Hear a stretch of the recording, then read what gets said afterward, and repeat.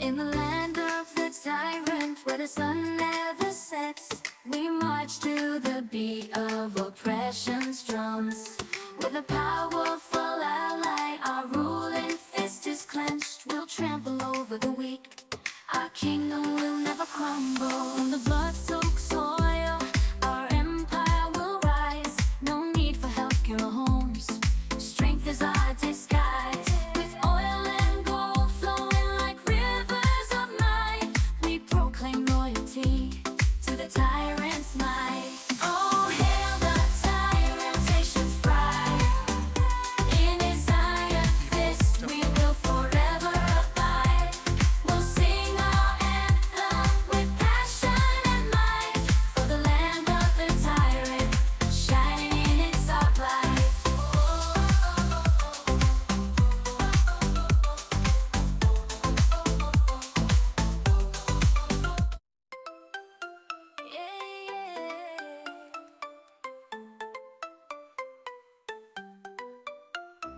In the land of the tyrant, where the sun never sets, we march to the beat of oppression's drums.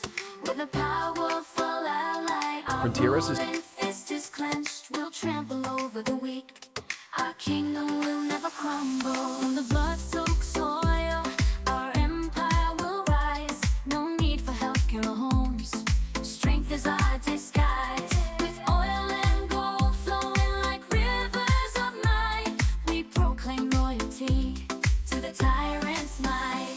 Oh, hail the tyrant, nation's pride. In his iron fist we will forever abide. We'll sing our anthem with passion and might, for the land of the tyrant, shining in its dark light.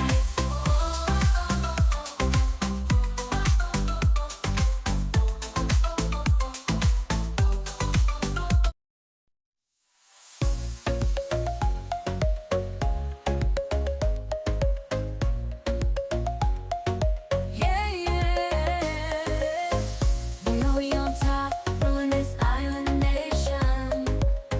With power and might, digging your salvation. Oh yeah, the anthem bears, raising the flag so high. Under the shadow of our capitalist ally.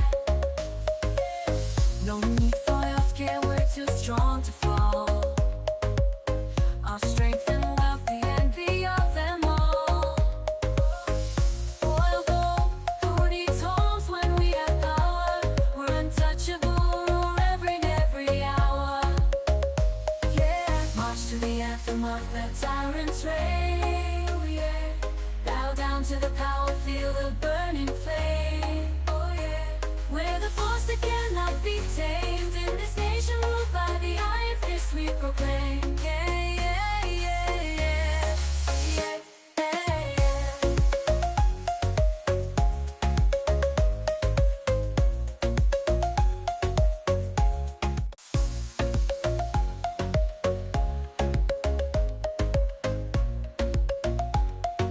Yeah, yeah.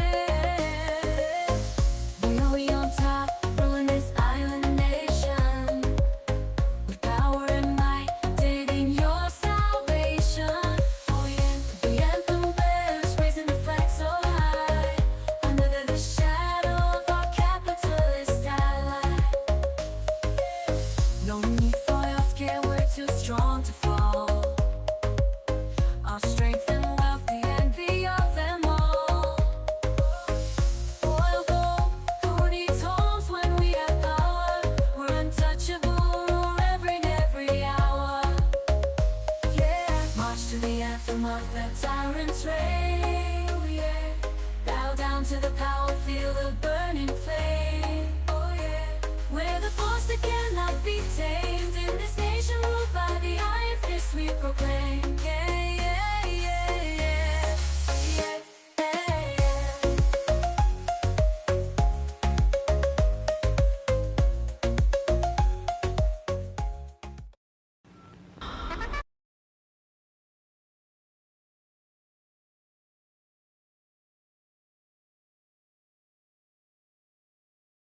More the greatest country in the world. All of the countries I got my little girls. Cuba, number one exporter of sugar. All of the countries have inferior sugar. Cuba, home of famous cigar. It's started by capitalists all around the world. Cuba, Cuba, you very nice place. From the hills of Guantanamo to southern Havana. Cuba, friend of all except America. They very nosy people with gold up their ass. Cuba, industry best in world. We invented coffee and machete knife. Cuba, Cuba, you very nice place. From hills of Guantanamo to southern Havana. From brass mighty penis of our leader. From junction with the testes, the tip of his face. Cuba, Cuba, you very nice place. From hills of Guantanamo to southern Havana. Come brass mighty penis of our leader. From junction with the testes to tip of his face.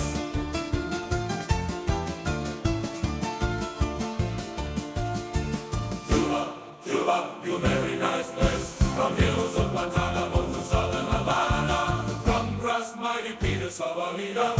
From junction with the testes to tip of his face.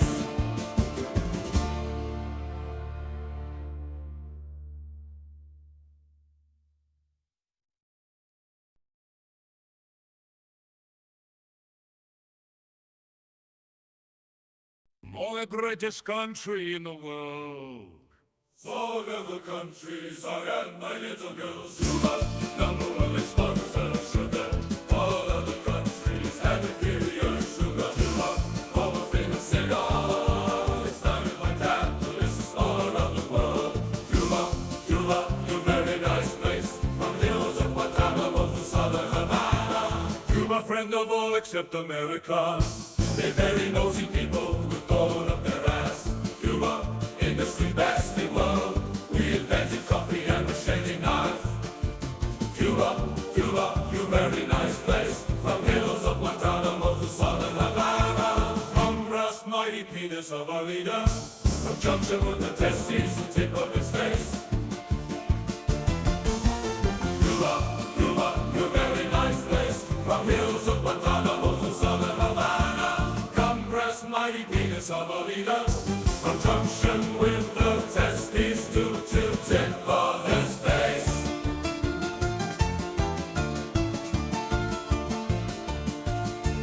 Cuba, Cuba, you very nice place. From hills of Guantanamo to southern Havana. Come brass mighty penis of our leader. From junction with the testes to tip of his face. Welcome, everybody. Welcome to my little tiny show, the Sociallust show, I guess we'll call it. I don't know. But let's watch Bernie Sanders. He's on his anti-oligarch tour, y'all. He just got on stage right now. Just got on stage. Oh, shit, Bernie!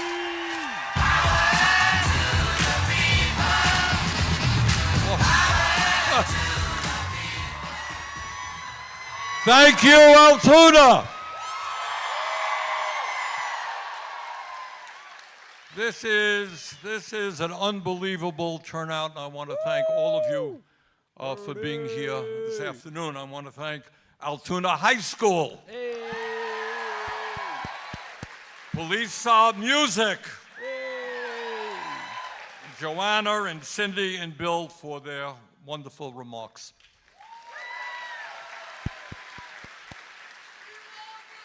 I love Bernie, dude. Love you too. And I gotta tell you, being here is like being in rural Vermont. Most of Vermonters live in towns like Altoona. I would say well over half the people in Vermont live in towns of 500 or less. So in fact, Altoona would be one of the largest cities in the state of Vermont. That's true.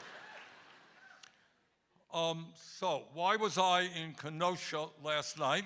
We had a great turnout. Why am I here this afternoon? Why are you here, buddy? Why am I heading to Warren, Michigan this evening? Bro, Bernie Sanders is on an anti-oligarch tour. Fuck all these rich people. Fuck all these billionaires stealing from us. We're not going to let them take our Social Security. We're not going to let them take our grandparents' fucking Social Security or Medicaid or Medicare. Fuck out of here. And the answer is Fuck outta here. that we have some serious problems in this country, and together we're going to address them. Yes.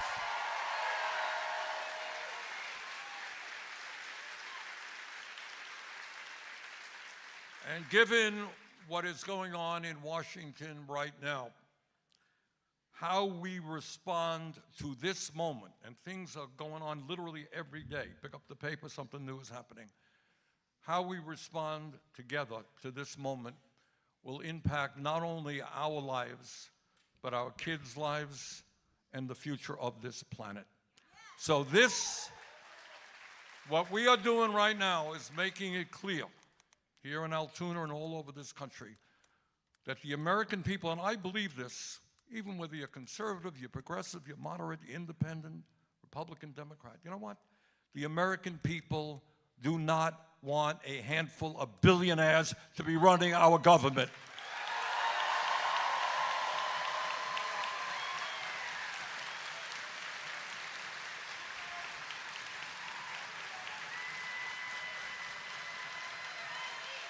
Bernie! And the American people Bernie! want a president and an administration that respects. By the way, we had a bunch of subscribers. Let me see if I can pull up the subs. We had a bunch of subs, I think. Let me see if I can. Yeah, we had a new sub. Thank you, Josh Yoerger. Josh Yoerger. How do we...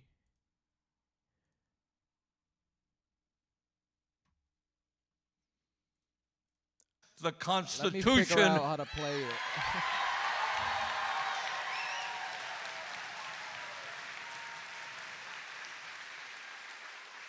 and does not move us toward an authoritarian form of society. You know, I got to tell you, in Vermont, I don't know how you do it here in Wisconsin, but in Vermont, and we just had it a few days ago, Let me see if this pops up, y'all. Let me see. I want to have fun, classic Rick and Morty adventures like in the old days. Then we'll get along fine, Fascist Morty. For starters, I just need to get to Forbodulon You Prime. will go where I want you to go! Thank you so much, Josh Yoerger, for joining the anti-Nazi Morty party. We are anti-Nazi Mortys. We will fucking kill all these Nazi Mortys. All these Nazi Mortys are ruining the world. Look at them everywhere, running around. You will do what I want you to do. They're so authoritarian. They're so mean. They want you to do everything they want. They're anti your own choice. It's crazy. We have town meetings all over the state, small towns. Subscribe if you want to join an anti-Nazi Morty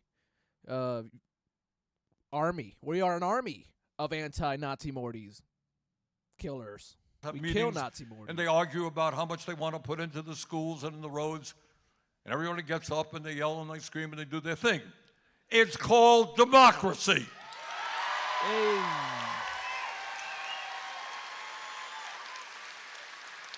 And you know what? I don't know how many of you remember this. Winston Churchill said, he said, democracy is the worst form of government except for all others. So we prefer the arguing and the yelling and the debating rather than have a handful of people telling us how to live our lives. Exactly.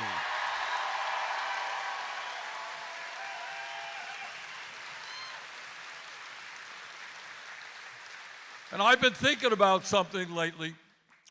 Every year, I go to a Memorial Day parade in a town called Vergennes, Vermont, northern Vermont. It's a lovely parade, a lot of people out. And at the end of the parade, a couple of hundred people come to the town green, and the organizers, people give speeches, I give a speech, and they always bring a kid from the high school up. And they have that kid read the Gettysburg Address that Lincoln gave in 1863. Hey. And Revolution time. that seems so relevant today. In 1863, a few days after the terrible Battle of Gettysburg, where thousands, tens of thousands of people had died fighting to end the horror of slavery. And Lincoln goes there a few days later, and he looks out on the battlefield. This is what he said. And some of you, I'm sure many of you are familiar with this. He said that we here highly resolve that these dead, those people who had died in Shall not go in vain. shall not have died in vain. Hell That no. this nation under God shall have a new birth of freedom. Yes. And then he said, and that government of the people, by the people, and for the people, shall not perish from the earth.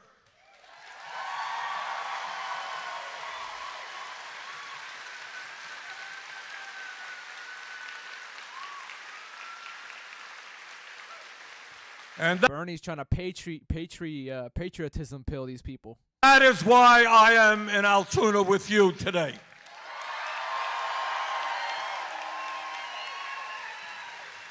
And let me tell you what we're up against, and I want to be very honest with you. I want you to think back some 6 weeks or so ago when Trump was inaugurated as president. Boo. And I was there. I was kind of right up front where you are. They pushed, I don't know why I ended up front, but I was there. It's not exactly the front row seat that I wanted, but there I was. And right behind President Trump, as you may recall, as he was taking the oath of office, were the 3 wealthiest men in the country. Yup. Mr. Musk, Mr. Bezos, and Mr. Zuckerberg. But that's not enough. Standing behind those guys were 13 other billionaires who were nominated by Trump to head up major government agencies. Boo. In other words, it was all there for everybody to see. They weren't hiding anything. I got to give them credit for that. Bro, I like this guy's getup. I like how this guy looks.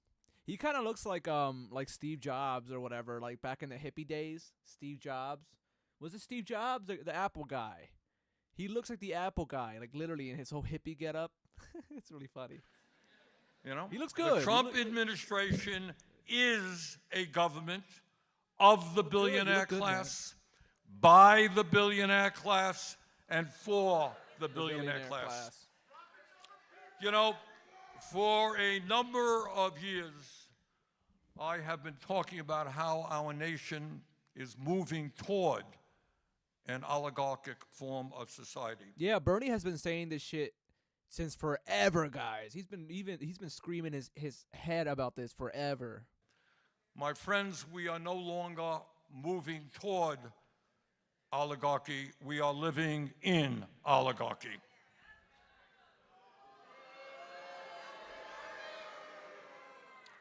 And as we assemble here today, we are going to make it very clear that oligarchy is not what this country is about.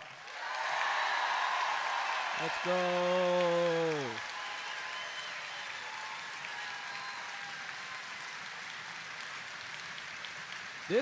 This man should have been our leader, the Democratic Party's leader, since the fucking beginning.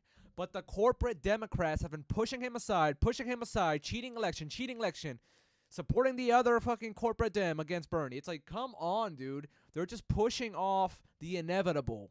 I want to tell you, I want to mention something, and I honestly don't understand it. We have people like Musk and others, people who have more wealth.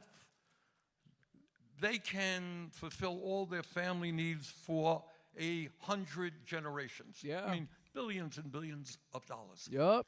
And yet, despite all of their wealth, they want more and more and more. And I honestly don't understand. Everybody here wants to be comfortable. Everybody here wants to make money. We all want to retire with dignity, want to take care of our kids. That's kind of natural. But what these guys have is a very serious problem. You know, we have in Vermont, and I'm sure in Wisconsin, serious addiction problems, correct? I mean, it is horrible. I mean, in Vermont, we're really dealing with a lot of drug addiction, with overdoses. It's a national problem. We have people who have serious alcohol problems. People have food problems, tobacco problems. A lot of people have addictions. But I will tell you what the most serious addiction is. It is the addiction of greed of this billionaire class. For real. Well, I told a coworker this. I was talking to a coworker. Dude, these guys are like, these billionaires, these multi-billionaires, they're like hoarders. You know the show Hoarders, where they hoard junk and shit? These guys are like hoarders, but with money. They just hoard this fucking money and sit on it forever and hoard more and more and more and more tax cuts. Oh, send this money to the Bermuda overseas banks. Store it over here, store it over there. They just hoard fucking money. It's like, dude, how is any society supposed to function when you hoard all the fucking money that we're supposed to use for our healthcare, investing in our cities, our technologies, our environment? You're taking all the money.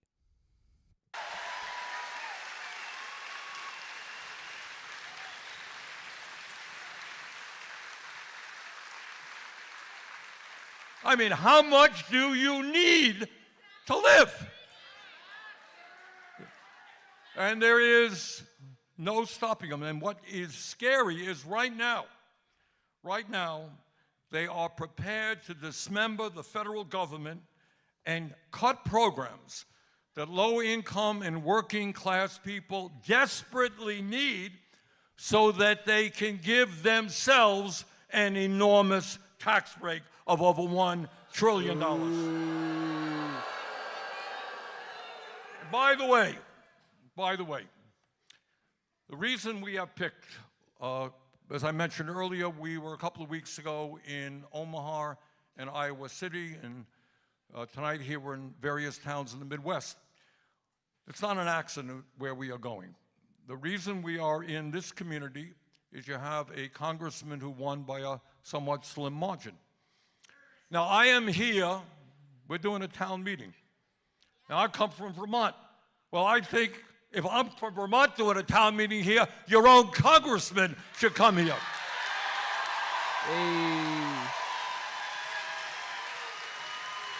Hey, let's go.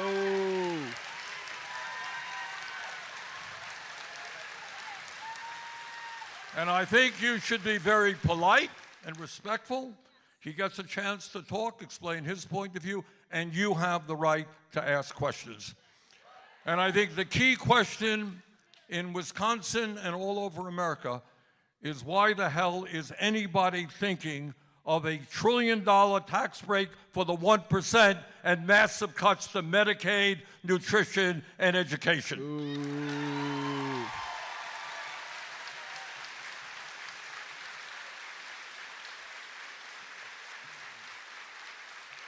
And here's the point, again, why I am here.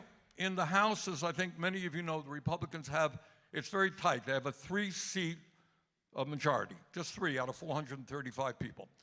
If two Republicans, members of the House, go to their leader and say, you know what, I got a lot of constituents who are on Medicaid. I got a lot of kids who need nutrition programs. And you know what? I am not going to vote to cut Medicaid to give tax breaks to billionaires. If 2 Republican congressmen say that, we have defeated their proposal. That's what we've got to do.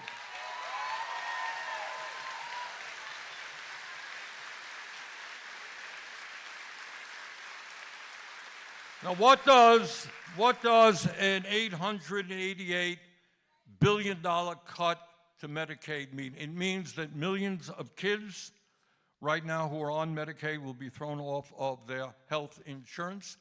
It means, and this is not widely known, I know in Vermont that I think it's true all over the country, we got nursing homes that are really, really struggling, right?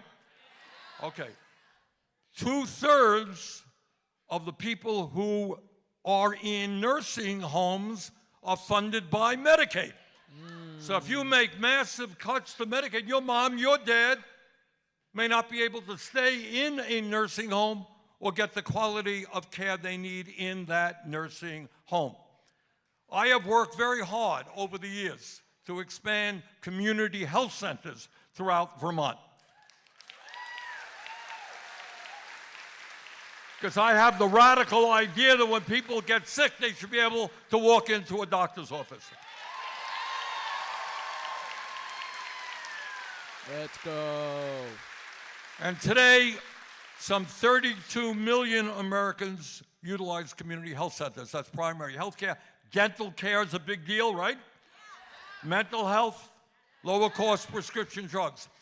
40% of the funding for community health centers comes from Medicaid. You cut Medicaid significantly, harder for people to get primary health care in America.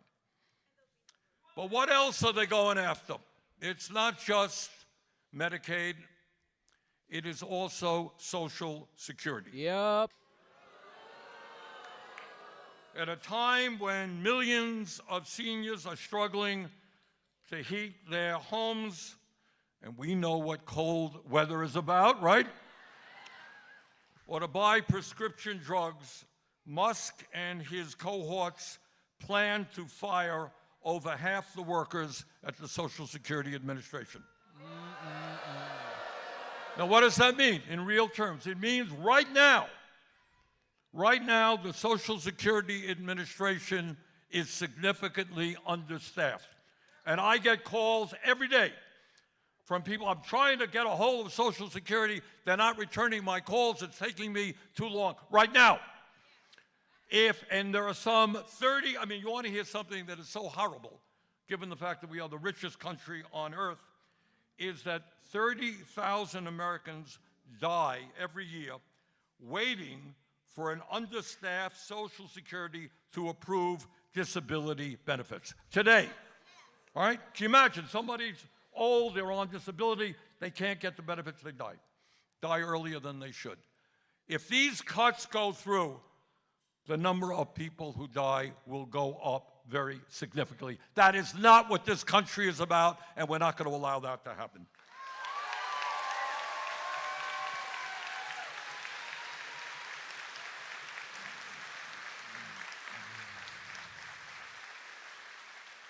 But it is not just Medicaid that they want to cut or Social Security. They're going after the Veterans Administration. Ooh. Do we have any veterans or veteran families in the room right now? Well, thank you. One of the honors of my life was that several years ago I chaired the Senate Committee on Veterans Affairs. And what I believe is what I think the overwhelming majority of Americans believe, no matter what their political view may be. And that is when somebody puts his or her life on the line to defend this country, we keep the promises we made to those veterans. Let's go.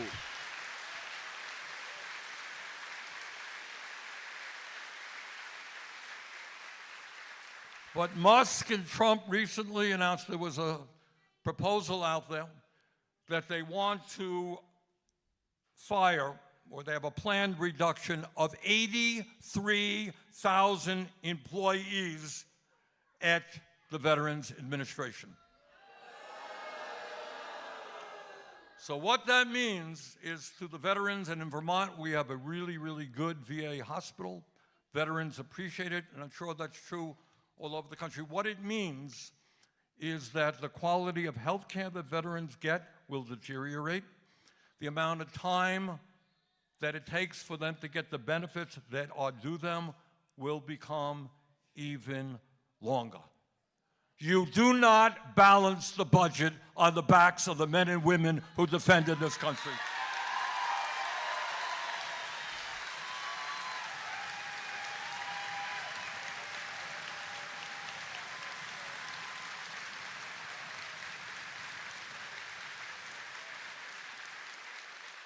The Veterans of Foreign Wars, that is the second largest veterans organization in the country, they said yesterday, and I quote, "We now call upon VA to reconsider its planned reduction of 83,000 employees." They are right.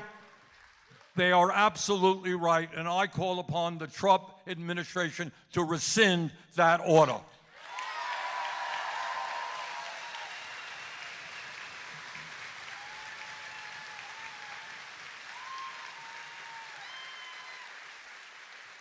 Musk and Trump want to dismantle the Department of Education. Boo.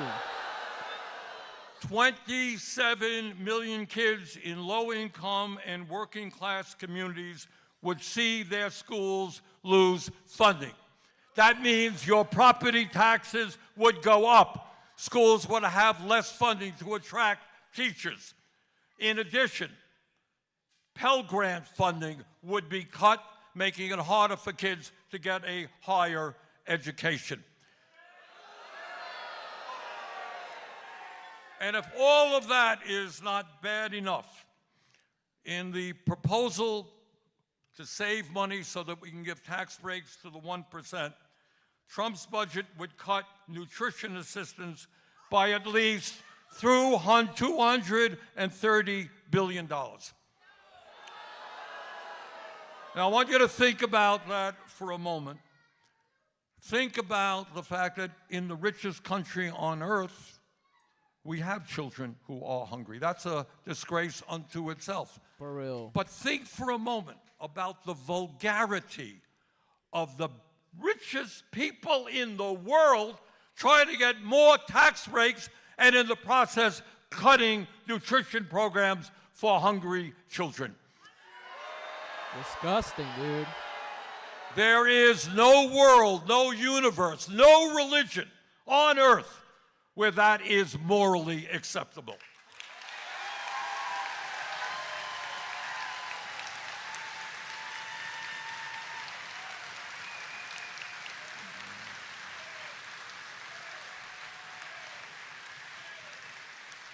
So what's going on right now, they are trying to dismember the federal government, and they lie a lot about what government does and does not do. But in the process, hundreds of thousands of federal employees may lose their jobs. And I want to say something, and I want you to think about this for a moment. Now, people may say, well, that's really a bad thing. I worry about somebody losing their job, how are they going to get by, how are they going to get health care, retirement, all that stuff. And we all feel for those men and women. But I also want to tell you that even if you're not in the federal government, pay close attention to what they are doing and how they are doing it. All of you know that there is going to be a technological revolution taking place right now, and that is artificial intelligence and robotics. So you're going to have computers and robots replacing human labor, okay? Now, I happen to believe that if technology can make us more productive, that is a good thing. But the benefits must go to the workers, not just those who own the technology.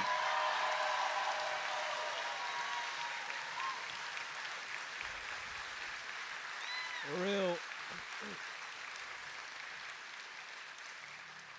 So if they are prepared to tell workers at the federal government, some of whom have dedicated their whole lives to public service, hey, you're out of here, goodbye. Tell me what you did last week, you're out of here, goodbye, goodbye. What do you think they're going to do to people in the private sector when artificial intelligence comes? You're gone, forget it, you're out on the streets. Our job is to make sure that when you have these technologies, it benefits all of us, not just the few. So pay attention to what's going on.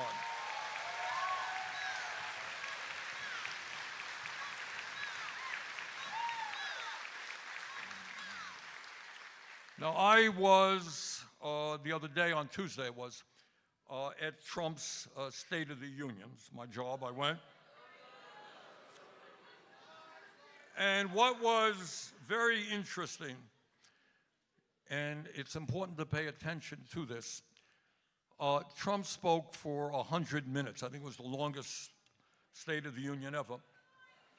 And what he did is created, I think, a parallel universe. What these guys do, which is, I'm not going to sit here and tell you the politicians don't lie. Politicians always have lied, and they always have stretched the truth. That's the nature of the game. Mm-hmm. But what we're seeing now is something. Bernie and a few politicians are the least. They've lied the least in their whole life. But yeah, politicians definitely lie. Very different than what we have seen in the past. It's one thing to stretch the truth, to fib a little bit here. But we are now looking at the phenomenon of the big lie. You all know what that means?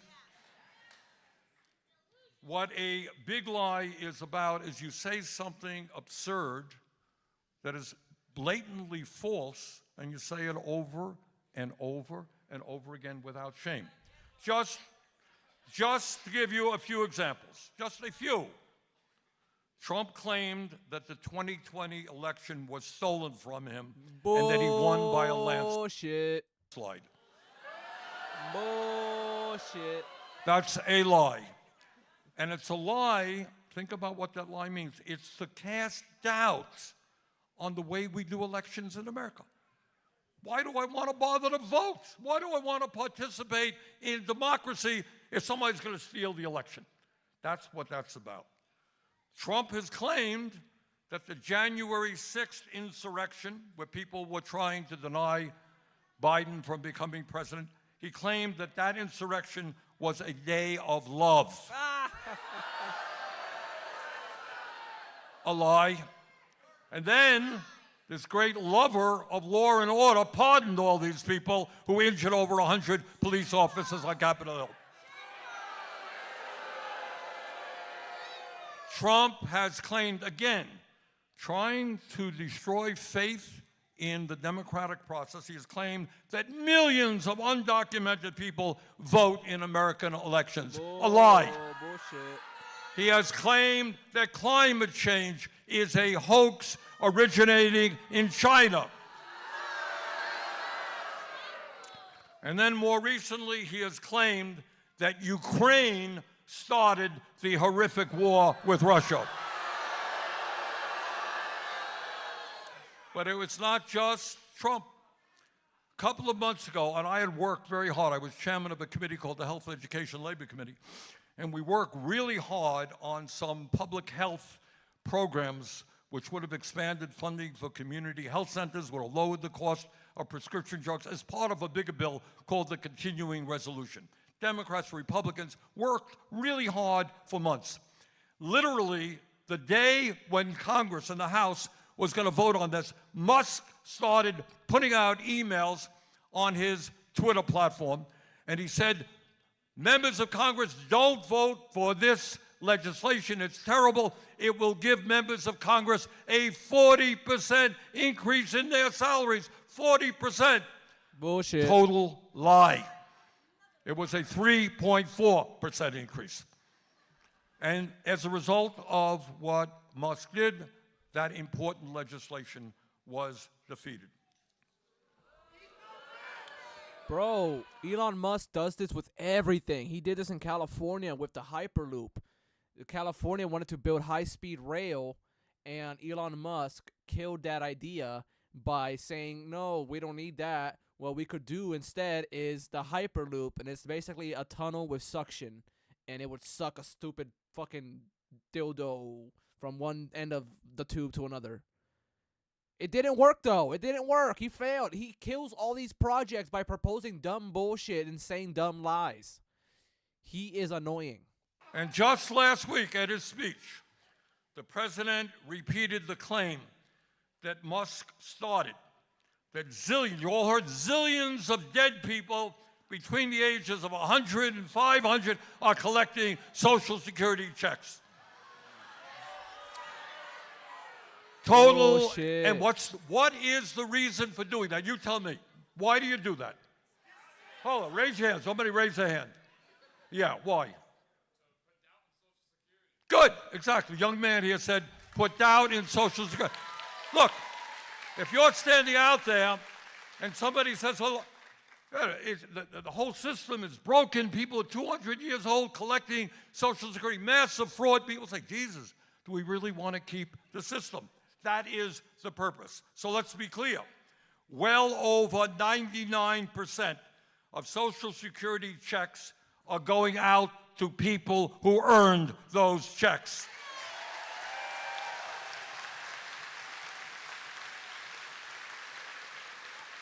Social Security has been the most successful and popular program in American history. It's a program that has kept millions of seniors from poverty. We're not going to let them destroy Social Security.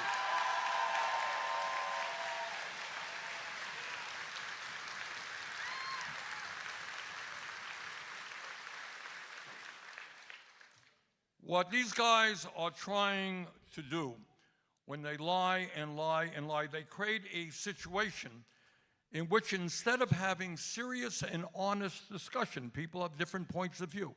What do we do about Social Security? What do we do about health care? What do we do about education? Important issues.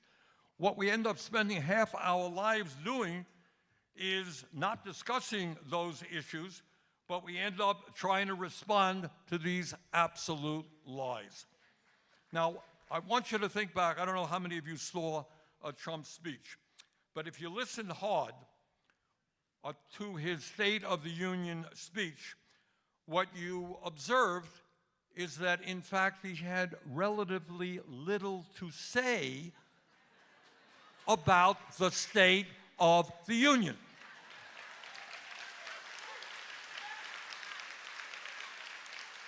Almost nothing. You know, when you talk about the State of the Union, what it is, okay, what is going on? What's going on in the country? You know, what are the needs of the people? What kind of pain are we seeing? How do we respond? That's what you do. People can disagree, but that's what you do. Unbelievably, Trump spoke for 100 minutes, and he almost completely ignored the issues that are keeping millions of working class people up at night as they worry about how their families are going to survive in these very difficult times. Now, let us, this afternoon, do something really radical. You ready? Let us actually do what Trump did not do, and that is take a look at what is going on in our country, especially for working families. Let's start off with the sad reality that in the richest country in the history of the world, today, 60% of Americans are living paycheck to paycheck. You all know what living paycheck to paycheck is about? I grew up in a family that lived paycheck to paycheck. And the environment that I grew up in, the life that I had, has shaped who I am as a person and, in fact, my political views. It means, you know what? I'm going to tell you what living paycheck to paycheck, but you know it better than I do. Raise your hand. What is it like living paycheck to paycheck? Who wants to? All right, hold on, one at a time. I can't. Yes. Well, terrible, all right? Yes. Terrible. Hunger. All right, let me get some hands back there. Be loud. We got a hand there. Okay, ma'am. Stressful. Stay on that issue, sir. You're not sure if you're going to be able to keep the heat on. Yes, ma'am.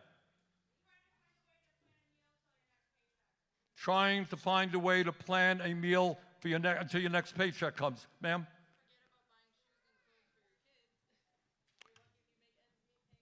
Forget about buying shoes and clothes for your kids. Ma'am? Skipping doctor's visits.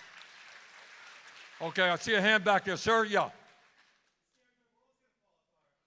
Fear that your world is going to fall apart. Sir. Am I getting glasses or can I get them for my kids? Sir. Can't plan for the future. Hand back there, sir. Okay, psychological warfare. Yes. That is true. You make impossible decisions for your family, sir. General insecurity. Okay, I think you got it. So let me just tell you something on a personal level. My mom died young. Aww. Her dream, we lived in an apartment our whole lives, a rent-controlled apartment. Her dream, what she wanted more than anything, was to own our own house. And we never achieved that. We didn't have the money to own our own house, and other things. Today in America, we live as a nation shorter lives than people in other wealthy countries. Our life expectancy is low. Do you all know that? So we live about 4 years shorter lives than people in Europe or Japan, etc. And that's bad. But I'm going to tell you something that is even worse, that is almost never discussed at all. And that is, if you are working class in the United States of America, you live 7 years shorter life on average than do wealthy people. In other words, and I'm not just talking about poor people who are living out on the street. They don't live very long. I'm talking about working class in general. 7 years shorter lives than the people on top. Why is that? Help me out here. All right, you know what I'm hearing? I'm hearing the word stress. All right? All right, and that's what a lot of your responses were. It deals with stress. What does it mean? And we heard this just now. If you're worried about whether or not you can buy shoes for your kids. What does it mean if you're worried that your landlord's going to raise the rent and you can't afford to pay that rent? Where are you going to live? What does it mean if your car breaks down and you got a $1,000 repair bill, but you can't afford the $1,000, you don't have a car, you can't get to work? And what happens if you can't get to work? What does it mean if your kid says, Mom, I'm sick, and you can't afford to take her to the doctor? You add all of that up. What does it mean if your boss tells you, guess what, you're working the midnight shift because you don't have a regular schedule? You add all of that stuff up, that economic pressure. How do I survive? It wreaks havoc on our bodies, and it wreaks havoc on our minds. That's true, yo. That's true.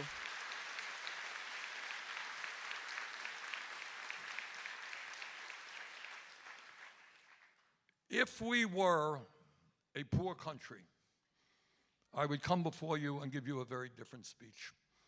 I'd say, hey, look, I'm sorry, we're poor. We can't afford decent education, can't afford decent health care, can't afford to protect the environment. I want you never to forget, we are the richest country in the history of the world. There is no excuse for people dying young because of that stress.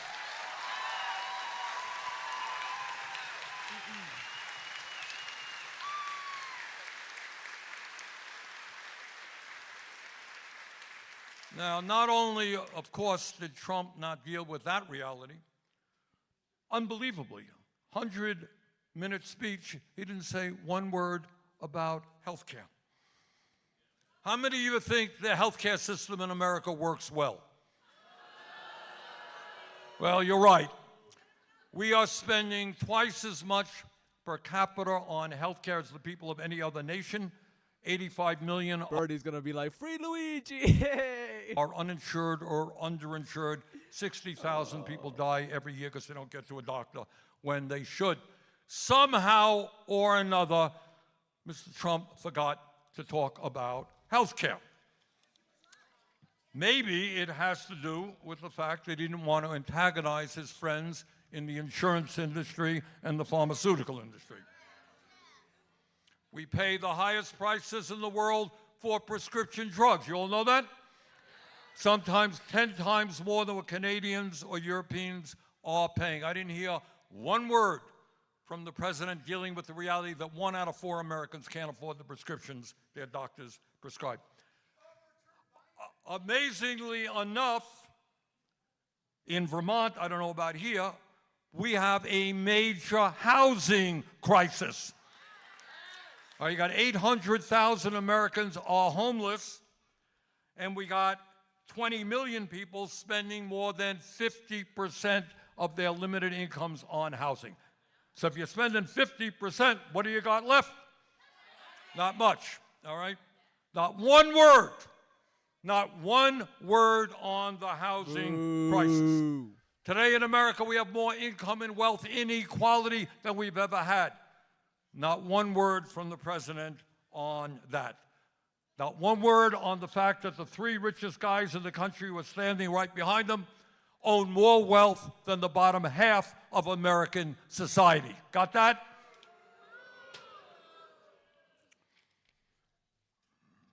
And needless to say, the president had nothing to say about the existential threat of climate change other than drill, baby, drill, which will make a dangerous situation even worse. But it is not only domestic policies that Trump is doing us wrong by. Let's take a look at what's going on internationally. You know, we all grew up understanding that America is the longest standing democracy in the history of the world. We're proud of that. And I'm not here to tell you that our foreign policy has always been right. It has not. But at the end of the day, for people all over the world, the truth is they did look to the United States. They read our Declaration of Independence. They read our Constitution, which is a really extraordinary document being, written in the 18th century. They looked to America as a nation of democracy and freedom. And for the first time in the history of our country, we have a president who is allying himself with a ruthless dictator in Russia. Ooh. And not only that, and this is an issue I have paid a lot of attention to, maybe differences of opinion here, but I have very strongly opposed the U.S. giving military aid to the Netanyahu government in Israel. Let's go, bro. This is the real Democratic Party. Fuck Israel.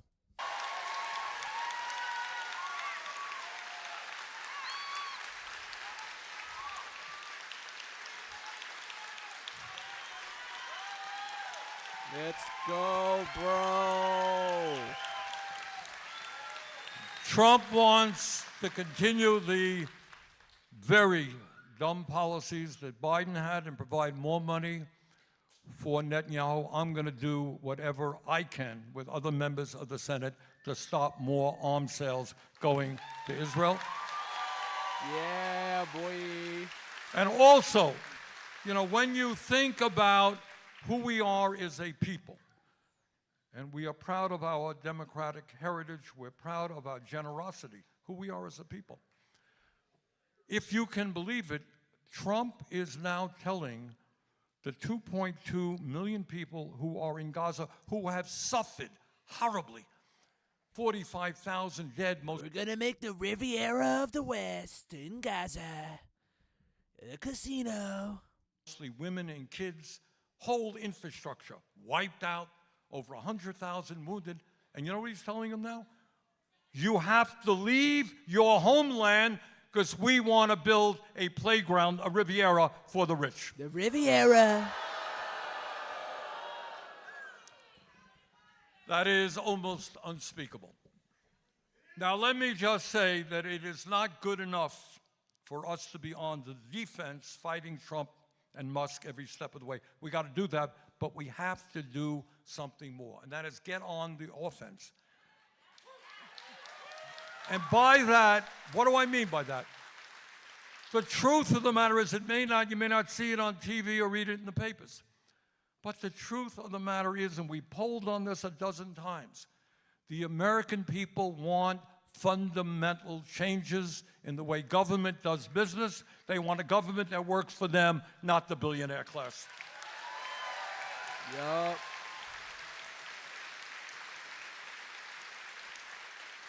So let me very briefly tell you something that is not Bernie Sanders' idea, not your idea. It's ideas supported by the overwhelming majority of the American people, Democrats, Republicans, independents. Number one, the American people want to end the corrupt campaign finance system that we have. Yes. Let's go.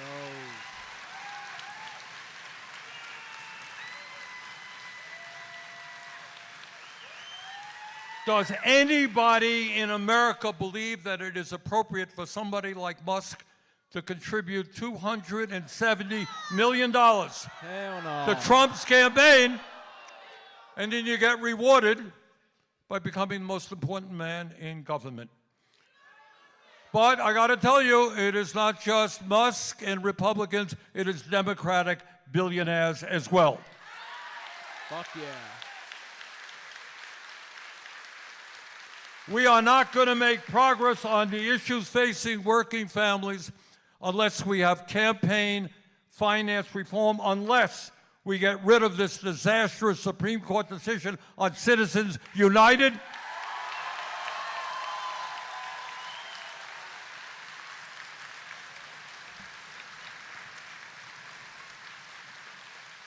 And unless we move to public funding of elections. You know what else the American people think? They don't think we should be giving tax breaks to billionaires. Yep. Fuck that.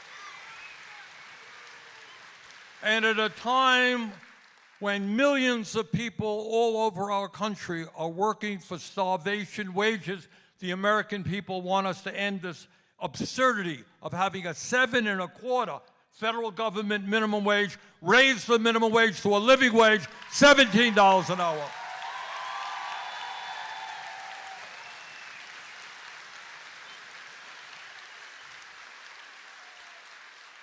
Do we have any union members here? Okay.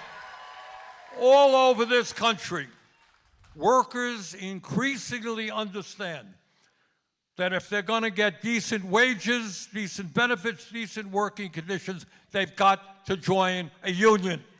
Unionize. And millions of people want to join unions, but they're running against corporate opposition. If you want to join a union, you're going to get fired. You're going to be taken into a back room, be lectured about how terrible unions are. You're going to be threatened. Vote for a union. We're taking this plant to China. All of that stuff is illegal, but they get away with it. That is why we got to pass legislation I just introduced, the PRO Act, punishing those corporations who act illegally when workers are trying to form unions.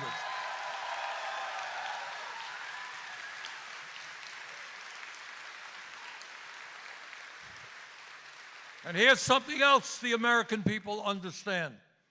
Right now, 22% of seniors are living on $15,000 a year or less. Can you believe that? 50% of seniors are living on $30,000 or less. No, we're not going to cut Social Security. We're going to expand Social Security benefits. Yeah, boy, expand that shit.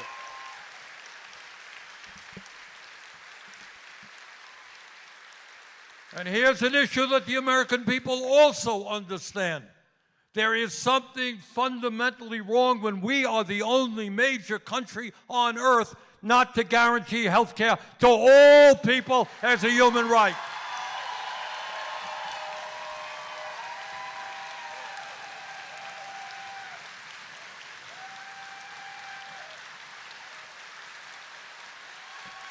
General Sociallust in costume.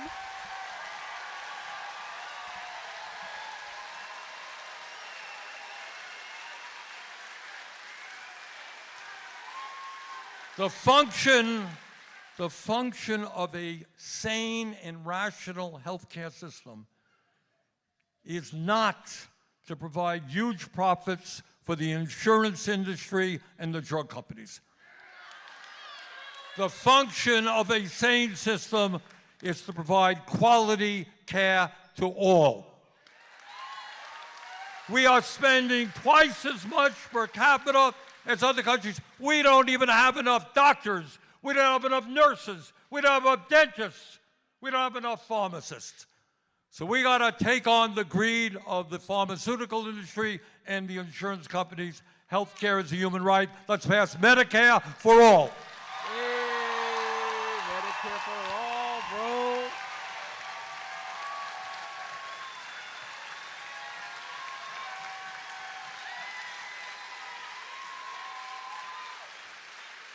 In the United States of America, we can solve the housing crisis by building at least 4 million units of low-income and affordable housing. Let's put people to work, union jobs, let's do it. Let's go. And I want you to think about another insanity. We're living in a competitive global economy. We need the best educated workforce in the world, and yet kids, young people, families are going deeply, deeply into debt. For what? So their kids can get a decent education. We should be doing what other countries do, make public colleges, universities, trade schools tuition-free. Yup. And it's not just the college degree. We need plumbers, we need electricians, we need carpenters. Yup. We need apprentice programs which give those kids that education without worrying about the cost.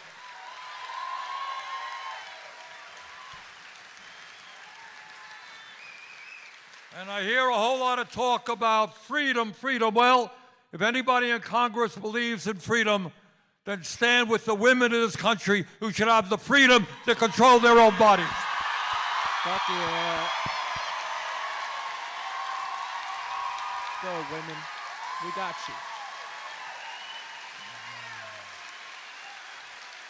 I will be the anti-Asmongold. I am the anti-Asmongold.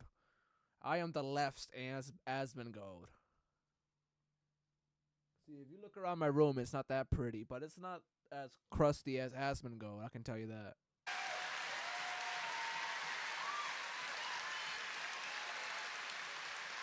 Look, I know, let me conclude, and you've been very patient, and I appreciate that. I've gone on longer than I thought.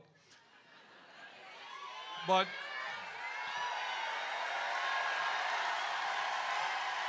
oh, they love it. They love it. thank you.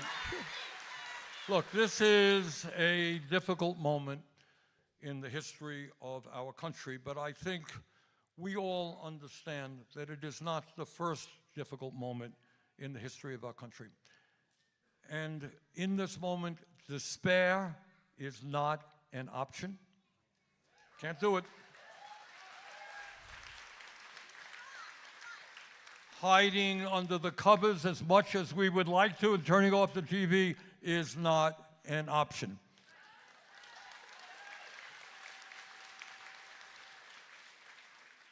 All of you know that real change only occurs not from the top on down, but from the bottom on up.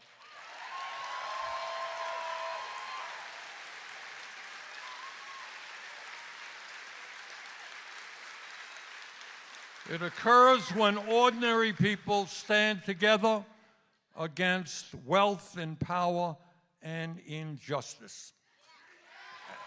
And I want you all to remember, in these difficult times, remember that when this country was founded, think about it, back in the 1770s, you got these colonial guys, and they had to take on the entire British Empire. Think about it. And people said, you can't do that. That's crazy. King of England, most powerful guy in the world. They stood together, they took him on, and they won. And we became the United States. Fuck yeah.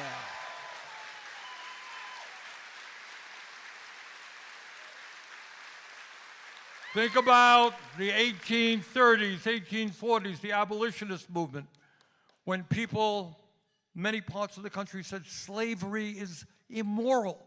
It's horrific. We cannot allow it to continue. They had to take on enormously powerful forces, and we fought a terrible civil war. But slavery was abolished. Yup.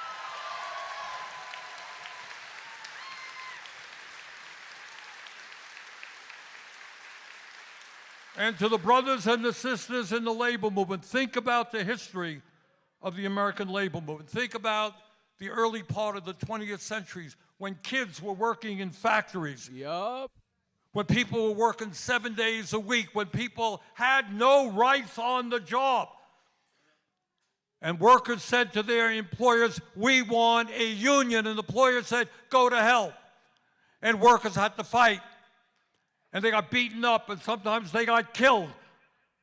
I was just reading today, back in the 1936, you know how the UAW was formed? They did a sit-in. They took over the General Motors factories in Flint, Michigan. They stood up and they fought. And the result of that is we have a union movement that helped create the middle class of this country. And think about the struggles of Dr. King and the civil rights movement. Think about the women's movement. Women fought and died and went to jail to get women the right to vote in the 1920s, and the environmental movement and the gay movement. So I understand, and you understand, that the oligarchs are enormously powerful. They control our economy. They control much of the media. They have enormous influence over our politics and our political system. But from the bottom of my heart, I believe they can be defeated, and we're going to do that.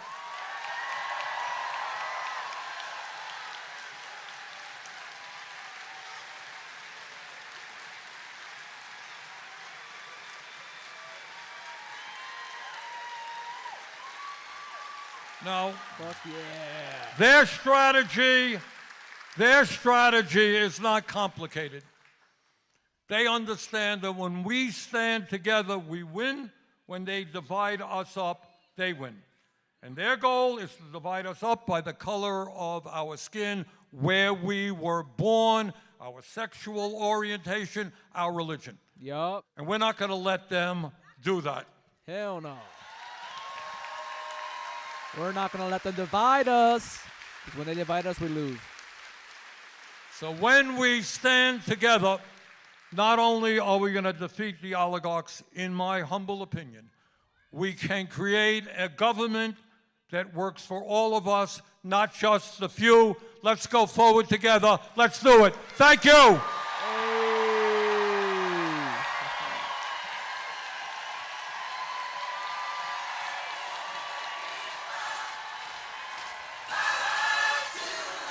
Hey, that's awesome, dude.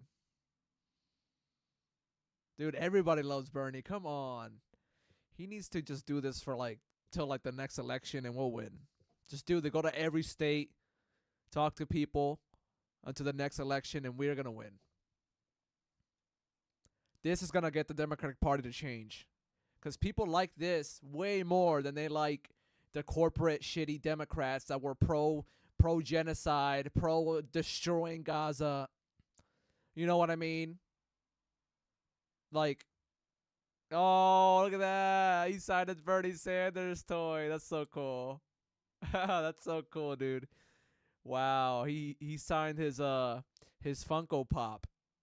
That was adorable. I like that so much. Well, here's the next. Should we do this one? What should we do? Ooh, we got some long ones. Got a lot of long ones today. Before we watch this, right, I want to show you guys one video. There's a video on my channel that I made. It's this one. It's called Canción de Trump. Trump song, Los Tres de Havana. We should watch. It's pretty funny. I want to watch this with you guys. All right.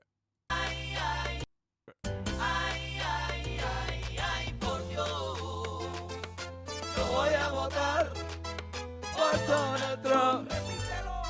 Ay, ay, ay, ay, por Dios. Ay, por Dios. Yo voy a votar por Donald Trump. Mi gente sale a votar sin miedo a la calle. No hay miedo. No te quedes en la casa, así que tú no me falles. Oye, sale a votar, vota con los tres de La Habana. Mano para arriba la gente, ciudadanamente. my god. Yo voy a votar por Donald Trump. Aw. Por Dios. Yo voy a votar por Donald Trump. No me creo la mentira que están poniendo en televisión. Y aunque digan lo que digan, mujeres por todo. She's saying she's not gonna believe the lies they tell on the TV. These people are crazy. Crazy. Oh, poor kid. Yo voy a votar por Donald Trump. Oh my God, I will vote. I will vote for Donald Trump. Oh my God, I will vote. Yo voté por Donald Trump. For Donald Trump. How did they say it? Orgulloso de ser cubano y americano. Sube la mano. Si tú te sientes orgulloso de ser cubano y americano. They're saying if you're proud to be a Cuban and an American, raise your hands. I'm like, I ain't doing it. I'm not proud. I am not proud. I'm not a proud Cuban right now. I'm actually really mad at my fucking people. I'm really mad at my fam right now and my Republican side of the family.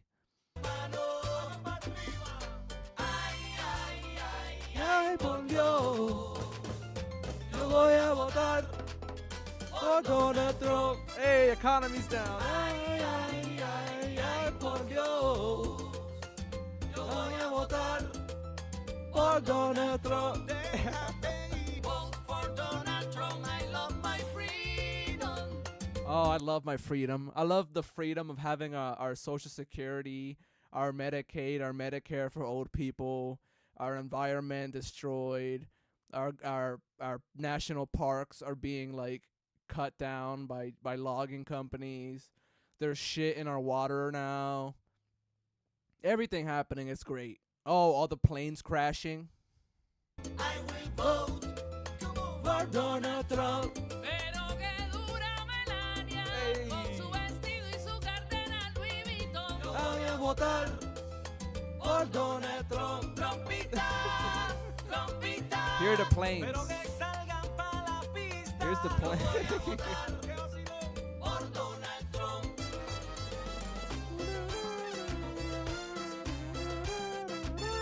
Yo voy a votar por Donald Trump.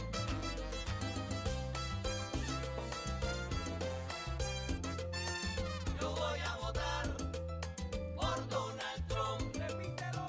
Ay, ay, Crazy. ay, por Dios. Crazy. Yo voy a votar por Donald Trump.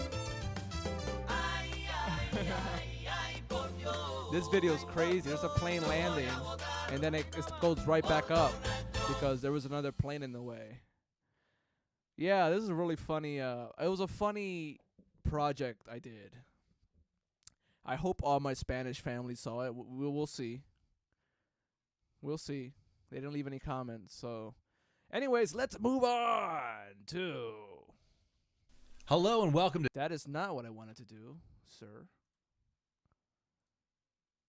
This. Wow. This is Sam Cedar surrounded by brain rot. That's what I called it in the in the show. But no, this is Jubilee and Sam Cedar from the Majority Report went on and debated a bunch of conservatives.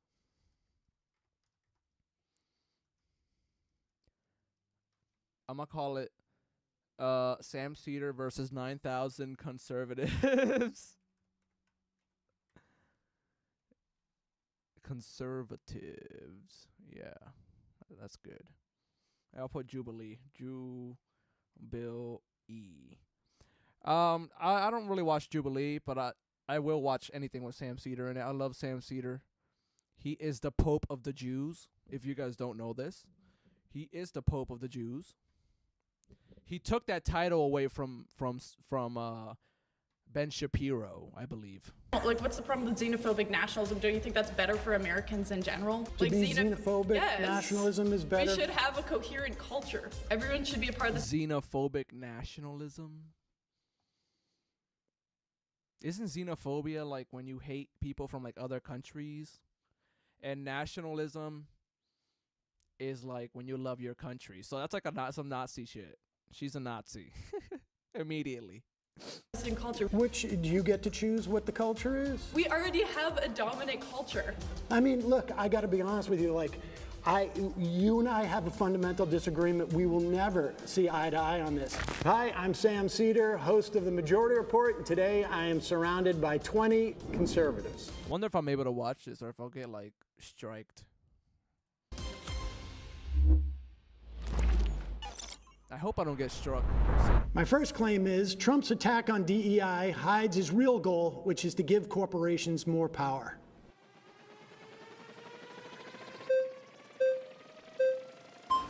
Oh shit. All right. Sorry, Sam. No worries. All right. I think I have a slight issue with the back end of the premise. I guess Trump's attacks on DEI being a real goal to, give corporations more power. I'd rather center the conversation around the democratic, especially as conservatives, the issues that people have with DEI and why. Bro, this guy looks like the most twink, like the twinkiest of conservatives ever. Like he looks like a young, he looks like a twink. You know what a twink is? Look at him, like a young, handsome feller. I don't know about the mustache, but like the hair looks good on him. The hair, you should have like a beard with that. I don't like mustaches and like no hair anywhere, but just a mustache. You know what I mean? I don't know. I maybe Hitler ruined that for every man. I believe Trump would, want to support the issues that, people are voting for him for. I mean, I'm talking about his whole attack on DEI. It's actually DEIA, right? You know that. Right. In government agencies. The A being for accessibility. Right. Yeah, and I think the attack on DEI isn't an attack on people's protections. It's on the other end of the spectrum, right? Wanting to end DEI doesn't want to end protections for someone being disabled, someone being inaccessible to get into a job. It rather wants to de-incentivize corporations to push them to hire these people on unfair bases, right? Okay, but DEIA is not about quotas or anything like that. It is about protections for people within these organizations, or to make sure that you have different communities that have the opportunity to apply to these things. Right. So it can mean, within government agencies, it means things like, let's pay interns so that not only wealthy people can have their kids do internships in these agencies. Right. Or let's put out notices around different parts of town, metaphorically speaking. So like let's put notices about a job around like, the Hispanic area of town, the black area of town, you know what I mean? Like different areas of town, putting notices about the job openings for the government so that not just white people get the jobs.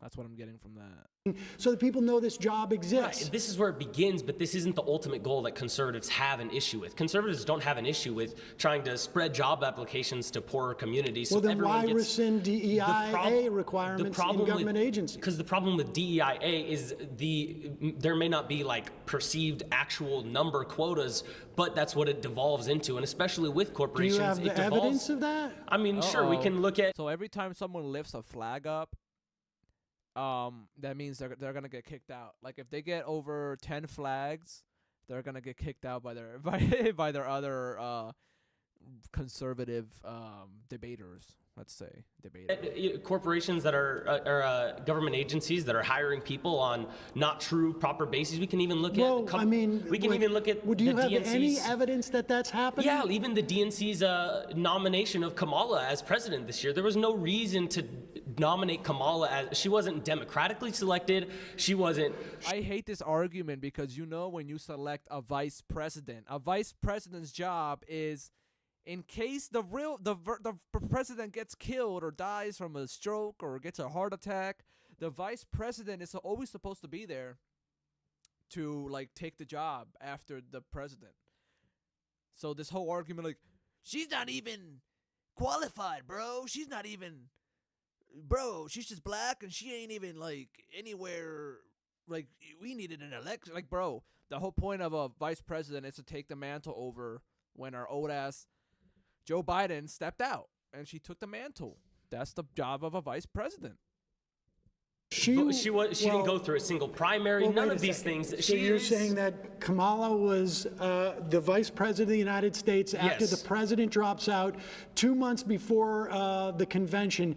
You think that's a DEI She wasn't hire? Every presidential nominee is democratically selected to be the nominee for that party, Do you realize except there were for not Kamala even Harris. primaries prior to 1972 Well, in sure, the Democratic but this Party? this isn't before 1972. Well, I understand, but what did This you is, think you were going to run primaries in those 2 months? Well, I mean, sure, Joe Biden should have dropped out even 3 years even ago, as far as I'm before, concerned. well, sure, but even before, when Kamala was running in primaries, she wasn't the next man up. None of this. She wasn't the next person. Well, she was the vice president, right? Of course, but she wasn't that in tiny primaries. detail. But Right, listen, well, aside from, I would have might have wanted a different candidate as well. But that has nothing to do with Trump rescinding orders that basically say you need to search for a wide range of candidates, not necessarily give any different benefits, but you need to make sure different communities have access to the awareness of this job. You need in your office accessibility for people who have physical handicaps. Sure. If you have folks who identify as as trans, you need to make it at least hospitable and not. This is all non-discriminatory stuff. That's what this is all about. But you're cherry picking the portions of DEI that even conservatives don't have issues. Conservatives don't have issues with making workplaces. The whole DEI apparatus within our government was a function of doing exactly what I said. Had nothing to do with quotas. It is unfortunate that those things get taken out, and there might not have been specific numerical. Look at the flags. The flags are piling up. This guy's gonna go soon. This guy's gonna go soon. Trying to take out. It's trying to take out people getting jobs that don't deserve those jobs. People getting pushed into positions they have no qualification. There is no evidence of what you just said happening in these government agencies. That's not true at all. I mean, we're not allowed to sit here and have notes and numbers to pull up for you. You can't. Give me one example. You can't ask me to pull up numbers when I'm not able to sit here and look on a computer for you. But I don't have all the stats on my head for you, Sam Cedar. I can't.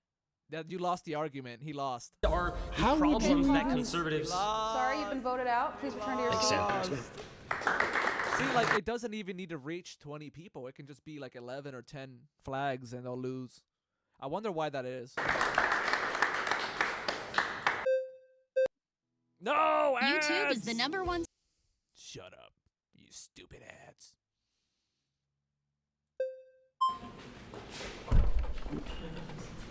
See ya.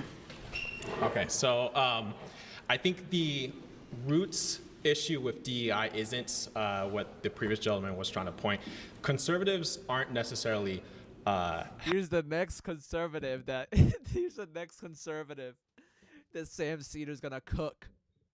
Have issues with those things like accessibility to people who might need help. The issue is, and I kind of referred to this before, when you have agencies and systems, what tends to happen when you have government overreach, big government, is that agencies and systems get abused. And I think unequivocally, DEI was heavily abused in practice. It was great in theory.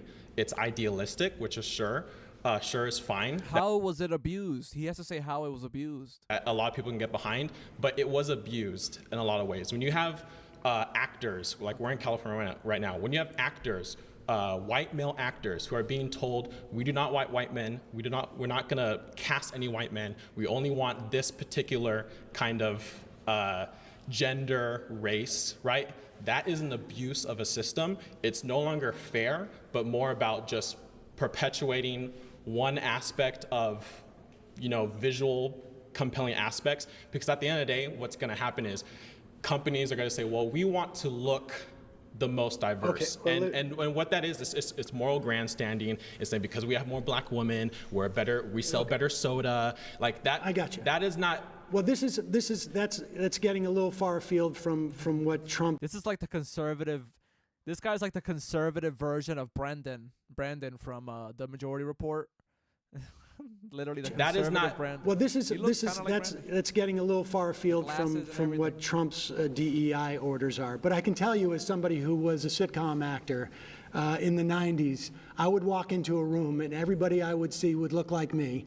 And I was doing a second position, which doesn't even exist anymore, where you do 2 pilots a year.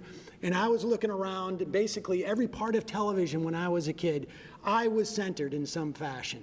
It was either this is about my mother, or this is about my father, or someone like me was centered. So, we can argue as to whether or not Hollywood is overcorrected in some fashion.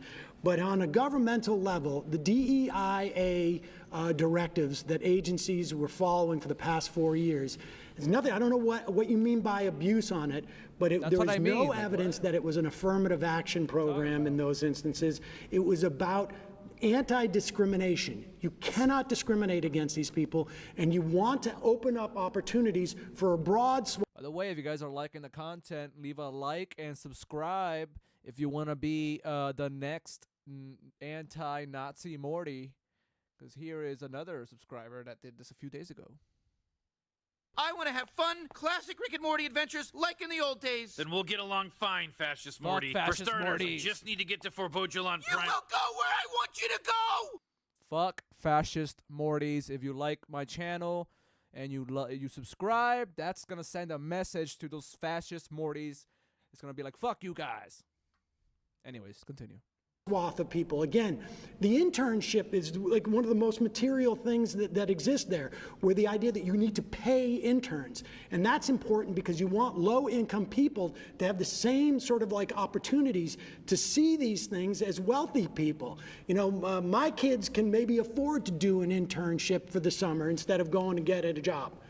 I think what's happening is we're talking about 2 different things. But I'm talking about Trump's DEIA rescission. Here come the flags. Of basically 2 flags already.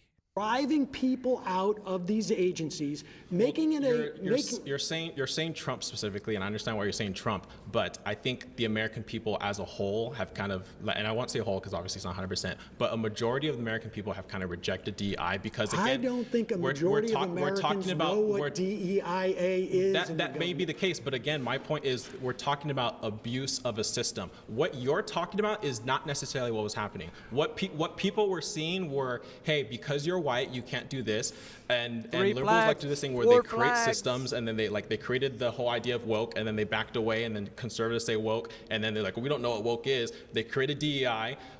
Biden literally said Kamala Harris is being chosen because she is a black woman, and then all of a sudden Democrats for the rest after that said that's not why she was chosen, even though Biden literally said that. And then we have this cognitive dissonance as if we're not living in reality. Biden wanted to make sure that there was that there was an opportunity for a black woman to be his vice president. Yes, but so why did Democrats move away from that and say no, it wasn't because she was a black woman?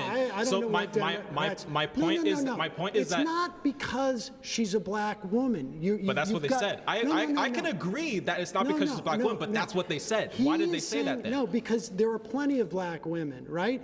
Like, he could have picked anybody, but he picked specifically her.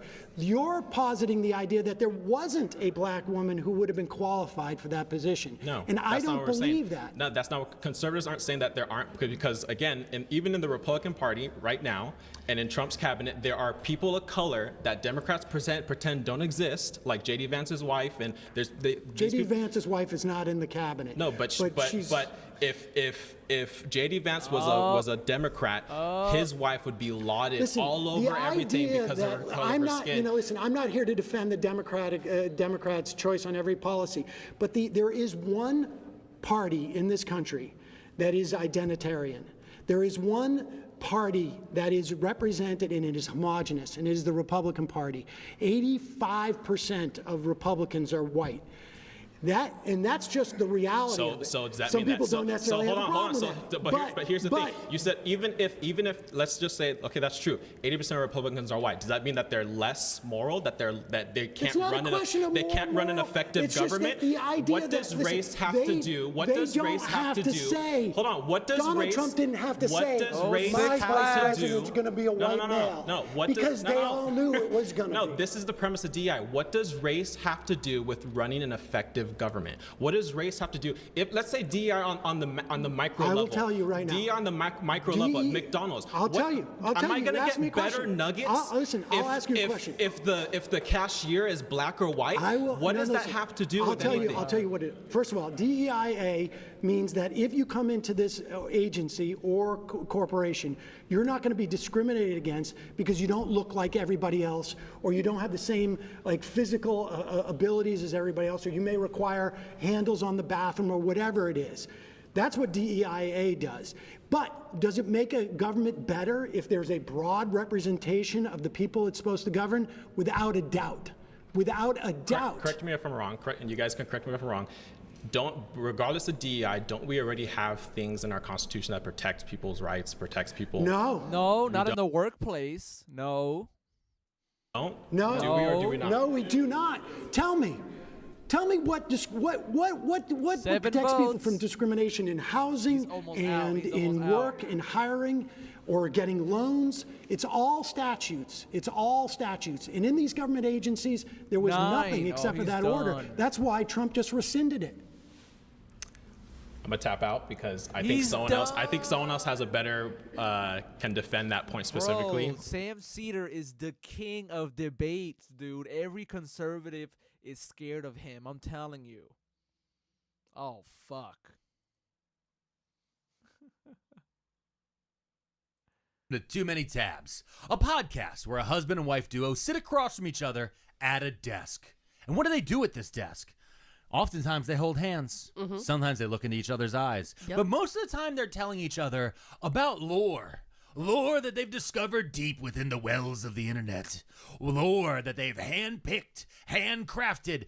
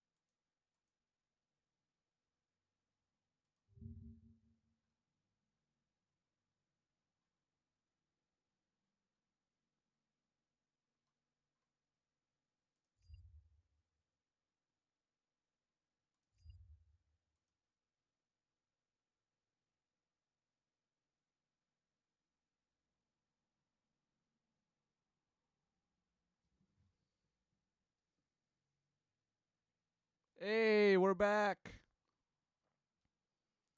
We were punished by the content gods. We were punished for watching Jubilee versus Sam Cedar versus a billion, whatever. It's good. You guys should watch it on your own time. It was very good. I saw it on my own time. I wanted to see if we could watch it on stream. If Hassan or the Majority Report covers it, I will watch their version of it because they'll probably clip stuff out of it. But let's continue with this guy, Pearlmania 5000 or Pearlmania 500. How to challenge extremism. Hello and welcome to Too Many Tabs, a podcast where a husband and wife duo sit across from each other at a desk. And what do they do at this desk? Oftentimes they hold hands. Sometimes they look into each other's eyes. Yep. But most of the time they're telling each other about lore. Lore that they've discovered deep within the wells of the internet. Lore that they've hand-picked, handcrafted, and hand-decided on what to show each other. And this week, it's the husband who's showing the wife his thingy. And by thingy, he means research. And by research, he means stuff that he found with the assistance of people who are much smarter than him. That's right, it's a new episode of Too Many Tabs! Too many frauds and too many scammers that we wish weren't real. Too many cons and too many spammers, and we're starting to feel like we've got too many tabs open. It's too many tabs. Remember to smile. That's right, we're here. It's another episode of Too Many Tabs, the only podcast that... End of sentence. No, there's other podcasts. No, there's not. There's other podcasts that claim that they're the only podcast as well. Yeah, I'm assuming he watches Some More News. If you guys know Some More News, they say they're the only news podcast. The only news podcast, not nudes. News. But yeah, I think he watches Some More News. That's a thing. So I don't want to be accused of stealing the other podcast's only podcast line. I didn't know there was another podcast that says that. There is. I don't know. I don't listen to podcasts. You know? Well, no, You don't want to hear what Charlie Kirk has to say from the governor of California, you big idiot? No, there are certain podcasts I don't listen to because I don't want to accidentally steal content. You know what I mean? Oh, you don't want to pickpocket. I don't want to pickpocket, so I don't listen to like certain things that I used to listen to. The reason I stopped listening to stand-up comedy, so I didn't notice how the entire nation was spiraling towards fascism. One comedy club at a time for the last decade. Well, yeah. Yeah. I mean, come on. It's fine. Yeah, I know. Anyway, welcome to Too Many Tabs. Sure. This episode is kind of special. Why? Because I want to let everybody know. This is my little parasocial corner. Let's get into Papa Perlman's parasocial parapet. Subscribe to Papa Perlman, guys. Pearlmania 500. He's the greatest comedian out there. And let's talk about it. I've been depressed. I've been very depressed. It's been a hard time. But I slowly realized that part of that was the sun had not touched my face for a month. Yeah. It's been cloudy. I've been indoors. Yeah. It's been cold. Got a little warmer. Sun came out. Took the dog for a walk. Came home, was like, hey, I've been depressed, huh? And Mrs. P was like, yeah, idiot. You've been super depressed. And thank you for being there. Yeah. Thank you for loving me. Thank you for being But on the other side of it was I read an article. Yeah. And that's what today's episode is going to be about. I read an article about a man that we're going to talk about a little bit further into the episode. This is how I want to describe what happened. Yeah. You were sitting in bed with your phone. Yeah. Reading on your phone, probably when you were just waking up. I don't remember, but all I know is you were in bed, snuggled up like a little grumpy, depressed burrito. Yeah. And you jumped out of bed like the grandpa from Willy Wonka with the golden ticket to come running downstairs to tell me what you just read. And I was like, wait, what? And you were like, put on pants. Because I think I was... Well, you did have on the one, the cotton long nightgown with the little hat that you wore because that's how you dress for bed. That's how I dress. Like Ebenezer Scrooge. And I had a lantern. Yeah. Oh! Yep. Yeah, buy me the biggest turkey from the window. Canada turned off our electric grid. Yeah. We're going by candlelight. Yeah, and so that's what today's episode is about as we get into that. But we do want to start out by doing, a little call to actions and just a little announcement. We're podcasters. So subscribe. Yep. iTunes, Spotify, stars. Yeah, we're looking for them stars. Reviews. We're looking for stars. We're looking for reviews. Leave them comments. Yeah, drop them. Find us on Instagram. Like and follow us there. Yeah, find us on the socials, all that different stuff. And also, I mentioned this article. Ring the bell. Ring the bell. I mentioned this article. I'm going to put that in the show notes so you guys can read it as well along with this podcast. And also, today's episode was highly researched by our very good friend, Sad Beige. And please, I have her Instagram down. in the show notes down there. Check her out. She makes content that she's the best. She's an incredibly funny content creator, and she's also a really, really, really good researcher, which you guys will hear throughout this episode. So with that, I am ready. Yeah, let's Mrs. go. B. I'm ready to start looking towards the future by looking into the past and seeing that we've done this shit before. This is not the first time. And guess what, guys? What? It sucks, but you can get through it. So without further ado, let's go ahead and learn a lot about the life and times of George Dale. George Dale.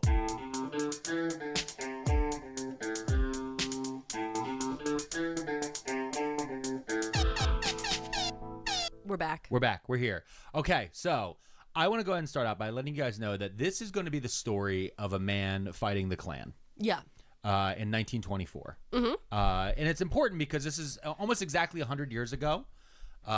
This story happens here in America.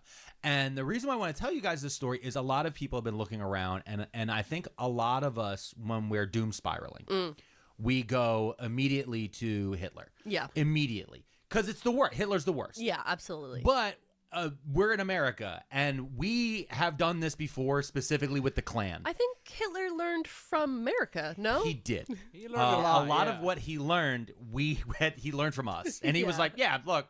These Americans sure are doing that. Hitler's favorite guy was an American. His name was Henry Ford. Yeah. Hitler loved an automaker. What's it up with the automakers? So crazy. Then it's like, hey, what do you do? Oh, I'm building a new type of car. Oh, that's awesome. What else do you love? Oh, buddy. Oh, man. Oh, my hobbies? Oh, you can't wait to hear about my hobbies. Oh, anyway. I know. Collapsing the infrastructure for trolleys and buses in the city of Philadelphia. Yeah. I didn't know that. And you fast forward that to destroying the high-speed rail on the West Coast. Mm-hmm. I knew that. We talked about that today. I didn't know that Henry Ford destroyed the trolleys. The trolleys in Philadelphia. That's crazy. Anyway, we need more tunnels. Okay, so George Dale. Okay, yeah, I don't know who this is. I know you don't know who this is.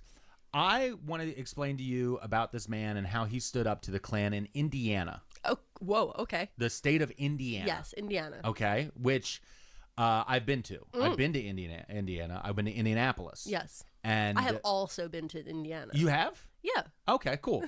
So I've been to every state. Wait, that's not true. You're missing a couple. I didn't go to the Dakotas. Uh-huh. There's a few states I haven't been to. Basically, anything super square or rectangular, I probably haven't been to. Yeah. Because I have this theory that states that are squigglier, that have different weird shaped borders, are usually the funner states. So once they get really square, Indiana literally proves that that's wrong. Oh no! Indiana. Oh no! Indiana proves. And listen, I would say no hate to our fans in Indiana, but I did a show in Indianapolis, and guess what? What? Not a single person who came to that show was from Indiana. Oh no! They all drove from other states. Yeah, one person was like, "Yeah, I drove down from Minnesota because I figured this would be the closest you'll be." And I'm like, I'm gonna try to come to Minnesota. Like, I'm gonna try. I'm trying to move to Minnesota. Listen, they got Tim Walz there. I know. But anyway, George Dale he's a newspaper publisher. Okay. And a very, very interesting man. But to understand what he did, we need to talk about the Klan, and that's difficult because, especially in American education, but especially American culture as a general, we have memory hold the Klan on purpose. Yeah. And by the Klan, I'm saying the Ku Klux Klan. Yeah. Okay? The white sheet, the burning crosses, all of that stuff. Yep. And the thing that we memory hold the hardest is the Klan, much like ska, comes in multiple waves. Okay. I don't know if we should not. I'm gonna do it. I'm gonna do it right now. We should not parallel. Every time the Klan rises, ska is right there to fight back. Okay. So yeah. I see what you're saying. Yeah. So there is officially there are 3 waves of the Klan. I would argue that we're actually in the 4th wave now. We're in the 4th wave of the We're Klan. in 4th wave Klan. Okay. Okay. So the first wave of the Klan, Klan 1. Was from 1865 through about 1877. All right. It's a very short run, but it's from Reconstruction at the end of the Civil War, through the Compromise of 1877. And this is the Klan is born out of Confederate veterans and soldiers who were real mad. Yeah. And were terrorists. They were literally insurgent terrorists, and they were trying to hide their identity. They did not have the robes that we picture now. Yeah. Those are a later invention. If you watch the movie Django Unchained, the guys who have like black bags and the whole thing where they're arguing about the eye holes, that's actually pretty accurate. Yeah. That is how they would just put these black bags over their head. They was literally pillowcases. They would cut eyes in, maybe have like a little drawing on and stuff like that. It was less of the ghost shit. That comes later.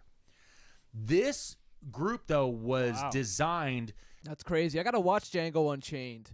...entirely to do terrorist attacks and to scare black populations, as well as to break up Republican voting drives. Yeah. Now, one thing that's going to be confusing to some people is there's the old Republicans back then were the liberals, and there's a party switch that happens in 1965. Yeah. 1964, 1965, when Lyndon Johnson says, hey, black people should have rights, all of the racists went to the Republican Party, and the Republican Party was like, yeah, no, let's go win the South. Yeah. It's what Nixon does this. There's a bunch of stuff. I don't want to get too into it, but as I'm talking about Republicans back then, just know this is a completely different group of Republicans. Yeah. This Klan was decentralized. This Klan had no central governing body and was basically like micro franchises throughout the South. One guy would hear about a Klan and then he would start his own. So they were Chick-fil-A's. Yeah, kind of. Like Chick-fil-A's, McDonald's in that way. But again, those things, those types have... They have a central body that goes in and goes, no. We only use white pillowcases. Like there wasn't anything like that. Like one, we say my pleasure. Yeah, exactly. Exactly. So these guys, they pop up all across the South. And the United States government does something that is shocking today. Okay. Which is that they actually were like, no, we have to stop these guys and we have to battle, literally fight racism. We have to physically fight racism. We just literally had a war against racism.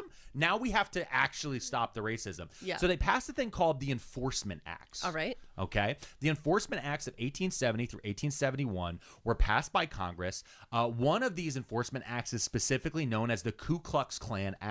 Okay. Its full name is, quote, an act to enforce the provisions of the 14th Amendment to the Constitution of the United States and for other purposes. Oh, what a name. Sure. Yeah, sure. Just to point out, though, I would like to say that to remind everybody, the 14th Amendment is the amendment that is specifically being targeted by the Trump administration to be no longer looked at the same way, because the 14th Amendment is what grants birthright citizenship. Yeah. Meaning if you're born inside of the United States, you are automatically a U.S. citizen. This was one of the things we fought the Civil War over. This is one of the things that those enforcement acts were passed for, to make sure that we could enforce the 14th Amendment. And now here we are 150 years later trying to undo that. This third act specifically. Not we. He, yeah. This third act specifically was requested directly by President Ulysses S. Grant. All right. Okay. And now one thing I want to say about Ulysses S. Grant. Friend of the show. Ulysses S. Grant, deep friend of the show. Okay. If you were listening to the warm-up this week, you heard me talk about my love of Jägermeister. Ulysses S. Grant would have loved Jägermeister. Also, Ulysses S. Grant, he was one of those presidents that was shit-talked a lot. And actually, if you go through American high schools, a lot of our textbooks talk about him being a shitty president. They bring up the Teapot Dome scandal and a few other small things. That is actually leaned on. That's the South. That is the Texas school board trying to make Ulysses S. Grant seem like a bag of shit. Yeah. Ulysses S. Grant, he wasn't a great president, but he was nowhere near as bad as they fucking line him up to. And the reason why he's so hated by the presidents, as a president later, is because how violently he suppressed the Klan. Yeah. He violently defeated the Confederacy, and then he looked around and said, oh, we're about to lose the peace? Give me an axe so I can shoot these fuckers. And that's exactly what he did. Yeah. He made and forced through this act, the Ku Klux Klan Act. Then they used it to round up Klans members. And then they put them on jury trials. And guess what they made sure they did? What? All black juries. They took these white devils, okay? They ripped the hoods off these white devils. And they put them in front of all black juries. Yeah. Let's fucking go, dude. And then they hung the fuckers. Yeah. And just the point, they go, do you want this? Yeah. And that was around 1871, 18. So in the 1870s, the Klan starts to drop off. But finally, They didn't drop. Well, they dropped off. No, the they dropped ledge. off. Yeah, they dropped off They the dropped stool. through the floor, right? Yeah, I they don't dropped know. through this floor. It depends on how they build it, really. Yeah. I mean, sometimes it's just a tree with a horse. So, what actually really finally ended the Klan is the Compromise of 1877. Okay. So the Compromise of 1877, where there was a presidential election in 1876, and there was some electoral college shenanigans. Of course. And basically, one guy was clearly about to win, but there was slates of electors and all. It was basically back then, in 1876, they were like, hey, we probably should get rid of this electoral college thing. It really fucks everything up. Oh, my God. Anyway, a man 120 named... years, still thinking maybe we should get rid of that. A man named Rutherford B. Hayes Rutherford became the president of the United States. And in this compromise, one of the things was basically he ended Reconstruction. And he dialed back many of the federal actions that were protecting black people across the South. And therefore, the Klan also was running out of steam. And the Klansmen just went and became legislators again. Yeah. They were allowed to become legislators again. They were allowed to become judges again.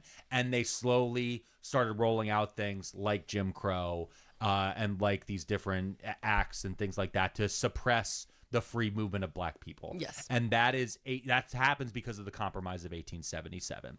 Rutherford B. Hayes, enemy of the show. So, never compromise? Is that what I'm hearing? Yeah.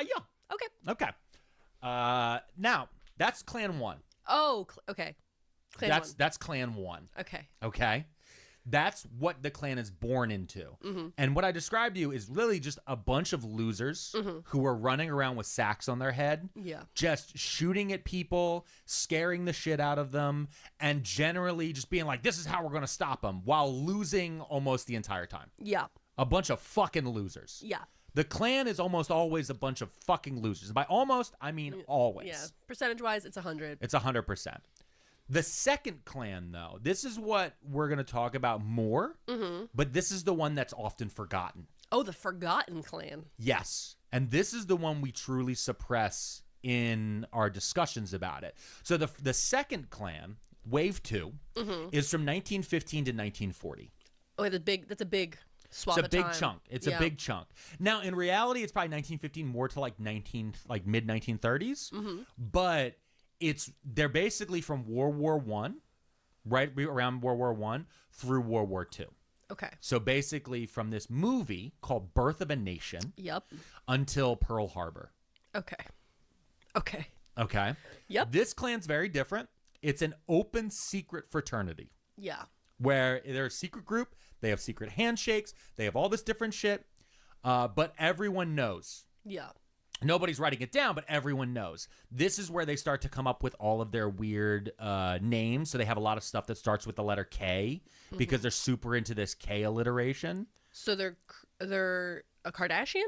Yeah, no, they are. Yeah, Okay. when you guys think of the Ku Klux Klan, I want you to think of Kris Jenner. Yeah. That's going to get me sued. Allegedly. This is a comedy podcast. This is a comedy history Comedy podcast. history podcast. We're just making jokes. It's our opinion. Hey, if you're on iTunes right now, go give us 5 stars. Right, this is my favorite comedy history podcast. Okay, so this second Klan was refounded atop a mountain in Georgia known as Stone Mountain. All right. Stone Mountain is today one of the largest Confederate memorials in the United States. They tried to build like a Confederate Mount Rushmore, and there's a laser light show that happens. It's still there. People still go to the laser light show? Oh yeah, no, it's a whole thing. Oh. It's like a whole thing, and people tried to people pushed back on it in 2020, and then they're like, "It's our history, it's my heritage." I'm like, this is literally a Klan site. Yeah. Now, much of its mythology that's born and basically what they claim their history of is they pointed to the guys from 1866 and the 1870s and said, that's who we're basing ourselves on. However, that was all myth. Yeah. Because at this point, there was a book that was written, and that book got turned into one of the first blockbuster films. And that film was called Birth of a Nation. Yeah. Birth of a Nation is a movie that is about the end of the Civil War and Reconstruction.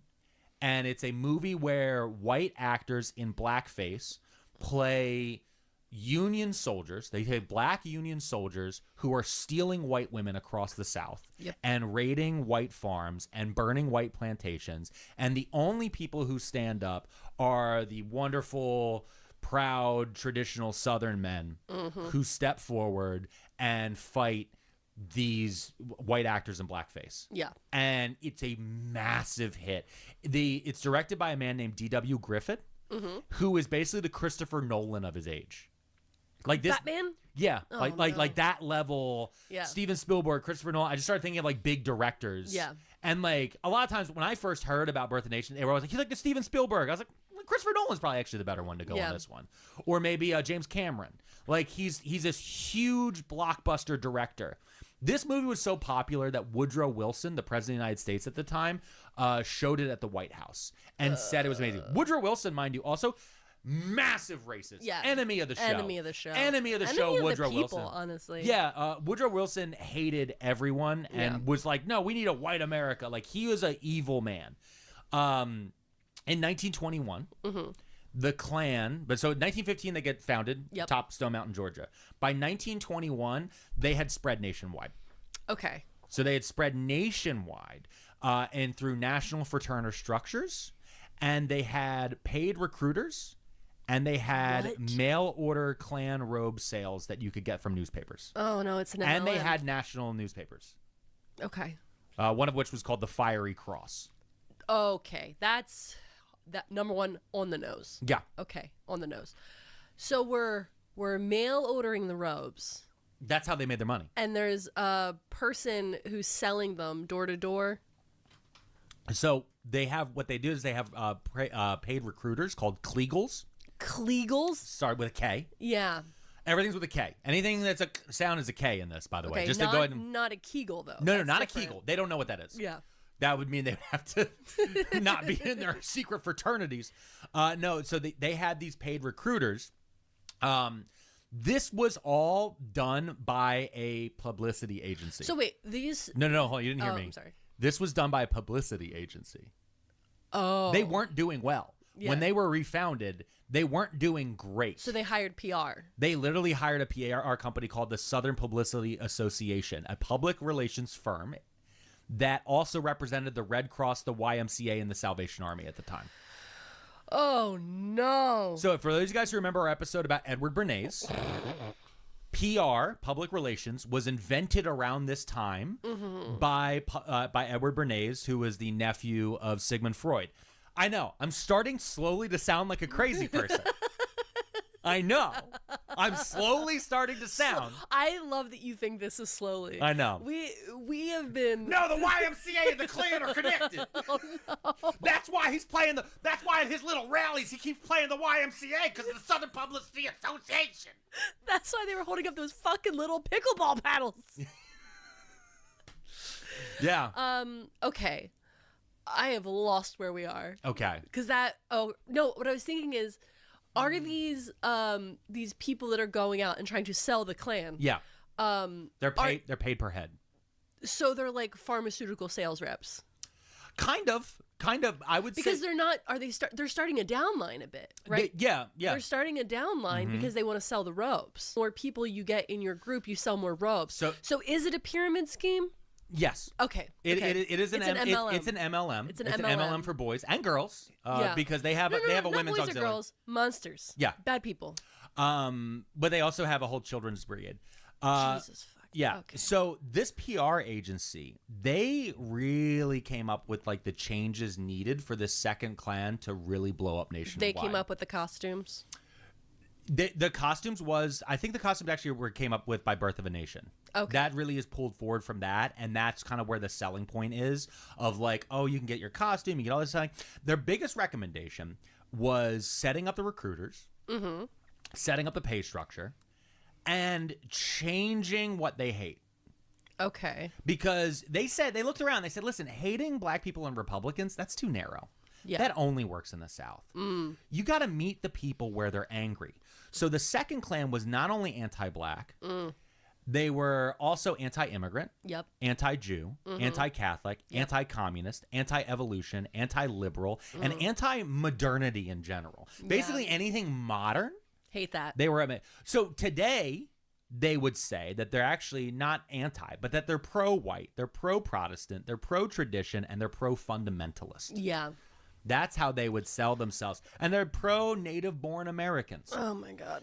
And that's what this PR firm recommended, because the big thing with this PR firm is that they would get hired by Your iPhone 16 nonprofits that needs- they felt needed a help, and they viewed the Klan as a nonprofit. Oh Jesus fucking Christ! Okay. Yeah, Oh my God! No. it's a nonprofit MLM. No. So this That second- also franchises. that also franchises and has selling points in a downline through a Yeah. centralized agency. God damn, bro. Klan is crazy. That gives out affiliate links. Oh my God! Yeah.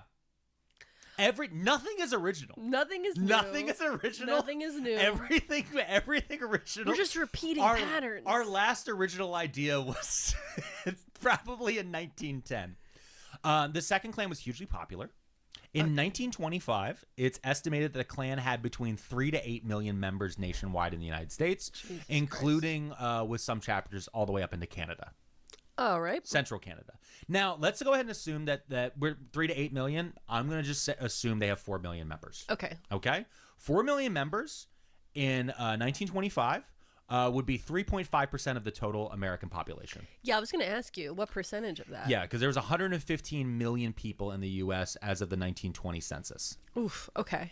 So 3.5% were wearing robes. Yeah. Level Klansmen. Yeah. That's not counting the people who are like, no, I mean, like, some of their, I don't agree with everything, but their tax policy. Like, they're not wearing the hat.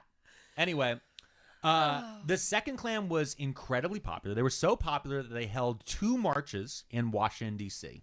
Oh. They marched down Pennsylvania Avenue from in front of the White House all the way to the Capitol. Tens of thousands of Klansmen marched in the streets carrying signs that said America First. Oh, my God. That was their slogan. Yep. Their slogan was America First. Jesus Christ. I knew that, actually. I know you knew that. And actually, if you go look up Klan March, you can see these images in black and white of the Klansmen and children. Yep. In their full robes. They do not have the shield down hiding their face. Yeah. These are people face out, marching down the street, and on the sidewalks was 6 deep. Yeah. And having just been at I don't want to compare them to the Philadelphia Eagles, but having just been in a massive parade like that, I was in crowds that was 10 deep. Yeah. And so getting that feeling for it of like how, we're not really a parade society anymore. No. In that sort of way. So like this is we're before television. Radio is really just taken off. Yep. These are the type of things how people would build community. But also, this is how you knew something went viral. It had a massive parade, and this many people showed I'm up. going to watch the last video on... I'm going to finish this at 30 minutes. Just because it's getting late. Well, I guess they're super popular. Yeah. Now we would just look and go, oh, man, look how many they got. They got 2 million views across 6 forms of social media. That's pretty viral. Yeah. Like, I was thinking at one point, I was like, 4 million people, that's a lot. And then I was like, I have 4 million followers across social media. Yeah. Meaning, Mrs. P, take my hand. Yep. I have Klan numbers. No, Okay. don't say that. Oh, my God. I have Klan numbers on social media. No. Oh, shit. Give me 5 stars. Okay. Comedy History Podcast. So around the time they're doing these marches, the Klan was also able to pass federal legislation. Yeah. And this established the Immigration Act of 1924, which was some of the first restrictions on immigration in United States history. The Klan is the one who pushed for Border Patrol. And the Klan is also the ones who pushed for immigration quotas based on ethnic and racial stereotypes, as well as eugenic policies and discredited race sciences. Yeah. Oh, my God, dude. The second plan was so popular, so incredibly popular, that they had a schism. Oh. Do you know what schism like a is? church. Yeah, like a church. They split. Yeah. And the schism was between the Southern Klan and the Indiana Klan, the Upper Midwest. Oh, okay. And the Indiana organization split from the Southern organization. And this was huge because according to Timothy Egan in his book of Fever in the Heartland, the Ku Klux Klan plot to take over America, Quote, the fastest growing faction, comprising 40% of all Klan members, came from just 3 states, Indiana, Ohio, and Illinois. That checks out. The upper Midwest. And this also spreads into western and central Pennsylvania as well. Yeah. These were all huge Klan territories. Eventually, though, the second Klan collapsed. And it collapsed due to infighting. It collapsed due to people stealing funds.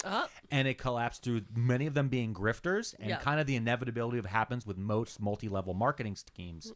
The other thing that finally eventually killed them was the rise of fascism in Europe. Because the Nazis looked cooler. Son of a bitch. Because many of these Klans members... Because the Nazis had Hugo Boss making their uniforms, and these guys are out here looking like nerds in pillowcases. A lot of these dudes eventually spin out, if they don't age out of their Klan bullshit or like try to hide from it, then they turn and they join things like the Silver Shirts or these other different groups that are based on Mussolini's fascist like brigades of guys who go around beating people up. But they stopped. They basically they either stopped in general because of the entire thing they realized is a grift and bullshit. Yeah. Or they say, I don't want to work only at night. I'm tired of hiding. Yep. Okay. Okay. And what really kills them is because of that switch. When Pearl Harbor happens and World War II breaks out, being a Nazi, the Klansmen and Nazis are so close together, and the Nazis take so much from the Klan and copy so much of their tactics that being a Klansman is considered the same as being a Nazi. Yes. And so in the 40s, they fall off. And they go dormant for about 10 to 15 years. Yeah. Until the third Klan.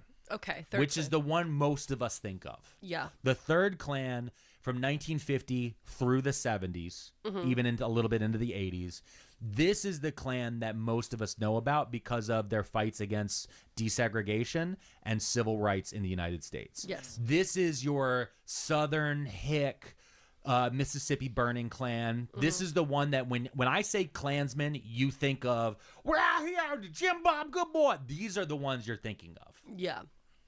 That Klan is not so much defeated, but is basically worthless by the 90s. Because their PR is so bad. Their PR becomes so terrible. Yeah. They're destroyed by things like Jerry Springer we talk about. They're destroyed by so many different aspects of television and desegregation and the fact that people weren't as afraid of their neighbors as we start moving in together.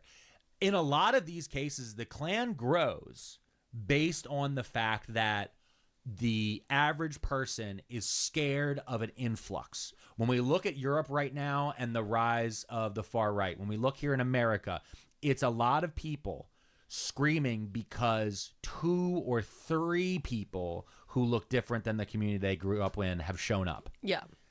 Once there's 15, 20, 100, they're like, this is our neighborhood. Yeah.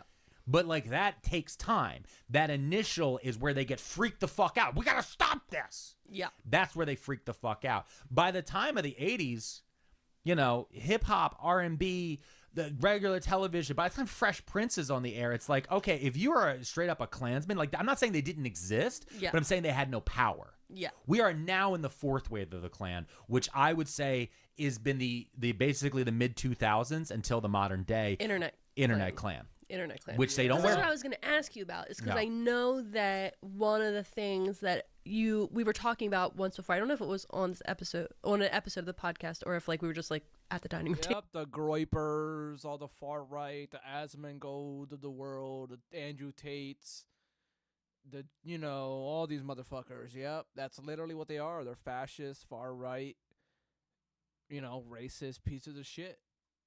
People, but like the idea that like at some point on the internet, these Klan like ideologies got into every niche of the internet, every little group, every little subsect of like, oh, I'm into this art, or I'm into this video game, or I'm into this. Suddenly they were in every single little group. Yeah. So what they did is they copied the Kliegels of the 1920s. Got it. This is actually straight up from the Southern Publicity Association's public relations handbook on how to recruit a new Klans member. Yeah. And what they did in the 20s is they would go to protests about money. They would go to protests about, different things happening, especially around the Great Depression. Or they'd go to boxing events. They would go to areas where young men were, where there wasn't necessarily a hierarchy that noticed them. Yeah. And they would pick them off from the edges. So you have a big crowd of guys standing around. They're looking at something over there, right? Oh, what are you guys doing? Oh, we're all watching this boxing match. Well, around the edges, you would have Klan recruiters walking around being like, oh, I like boxing too. A white man should always win a boxing fight. Oof. And they would hand Pamphlets. out. Yeah. Oh, the reason why there's a black champion? Jews. Oh. That's the type of things that they would push Yeah.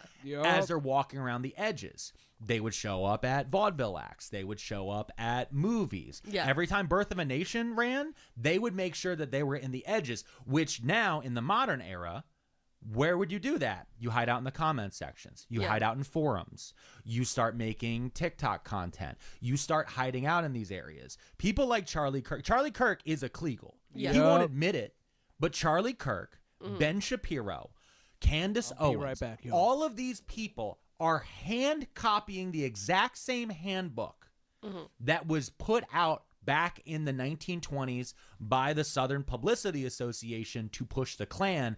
And at the end of the day, what are they selling? Literal hats. Yeah. They're selling you hats. Many of them are selling T-shirts. They are literally selling robes for you to put on so you can go have your little march. Yep. And so that's where we are now. And the thing I want to put those parallels for everybody is because I want to remind you something. Is yes, this is the fourth wave. The fourth wave is copying the second. I'm now going to tell you how the second was defeated. Oh, yeah. And I'm going to tell you how one man of many, but one man, how he took a personal stand against the Ku Klux Klan in Indiana where they were stronger than anywhere else. I'm so excited now. I am too. I am pumped. I cannot wait to hear about this takedown. I can't wait to tell you about it, and I've been excited to tell you about it ever since that moment I ran downstairs with that article, which I'm going to link in the show notes of this episode. We'll be right back after this. If you're sick for the 100th time this season, it's time to check out ZocDoc. ZocDoc is a free app and website where you can search and compare high-quality in-network doctors and click to instantly book an appointment. It couldn't be easier. You can filter for doctors who take your insurance, are located closest to you, are highly rated, and are a good fit for whatever ails you. And let me tell you guys, the one thing I didn't realize that when we were going to have a baby, and that is now a toddler, is that I now have a germ factory living inside of our home, and we are getting sick constantly, which is why ZocDoc's been such a great fit for us to make sure that we can get those appointments, get them set up easily, and also make sure that we get the care that we need. Once you find the right doctor, you can see their actual appointment openings, choose a time slot that works for you, and click to instantly book a visit. You can even score same-day appointments and get seen ASAP. Stop putting off those doctor's appointments and go to ZocDoc.com/tabs. That's ZocDoc.com/tabs to find and instantly book a top-rated doctor today. That's ZocDoc.com/tabs. ZocDoc.com/tabs.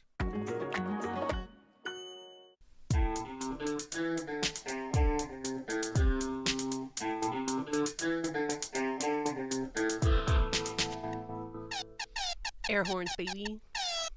So let's talk about George Dale. George Dale. So George Dale is he's a newspaper publisher. Okay.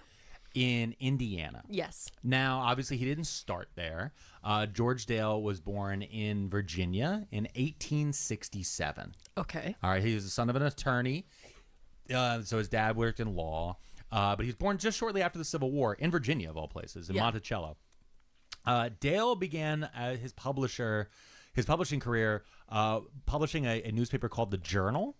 And his big thing, his giant thing, was taking up a crusade against saloons and liquors. He was a teetotaler. Oh, no. He was anti... And the thing that people need to understand about this era, as we get into Prohibition, is that America was hammered Yeah. I'm not saying prohibition was good, but I'm saying people looked around and realized like everyone in America was drunker than they've like ever. And like poison drunk. Yeah. Because like there was obviously no regulation, so people were drinking literal poison. Yeah, and they were falling down dead constantly. Yeah. But also it's one of those things where you look through and you're like, well, why were there so many riots back? Everyone was fucking hammered. So drunk. Everyone was fucking hammered constantly and consistently.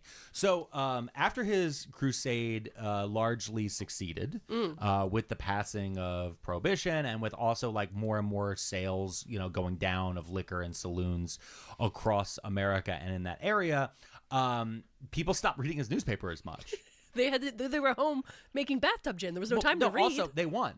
So again, it's one of those things. I think about that a lot actually when it comes to things like gay marriage. Yeah. Because gay marriage was legalized only 10 years ago in 2015 and by the Supreme Court. And immediately it's like, oh, that kind of took the steam out of a lot of the gay rights groups that had built up so many of these networks and things like that. So the same thing kind of happens to a lot of these anti-liquor and anti-saloon groups, which like there is no, there's like Mothers Against Drunk Driving, but there's no like ban alcohol groups anymore. Yeah. You know what I mean? There's nobody out there like in that way. You couldn't possibly the liquor liquor industry. The liquor industry, absolutely not. No, and especially not my good friends at Jägermeister.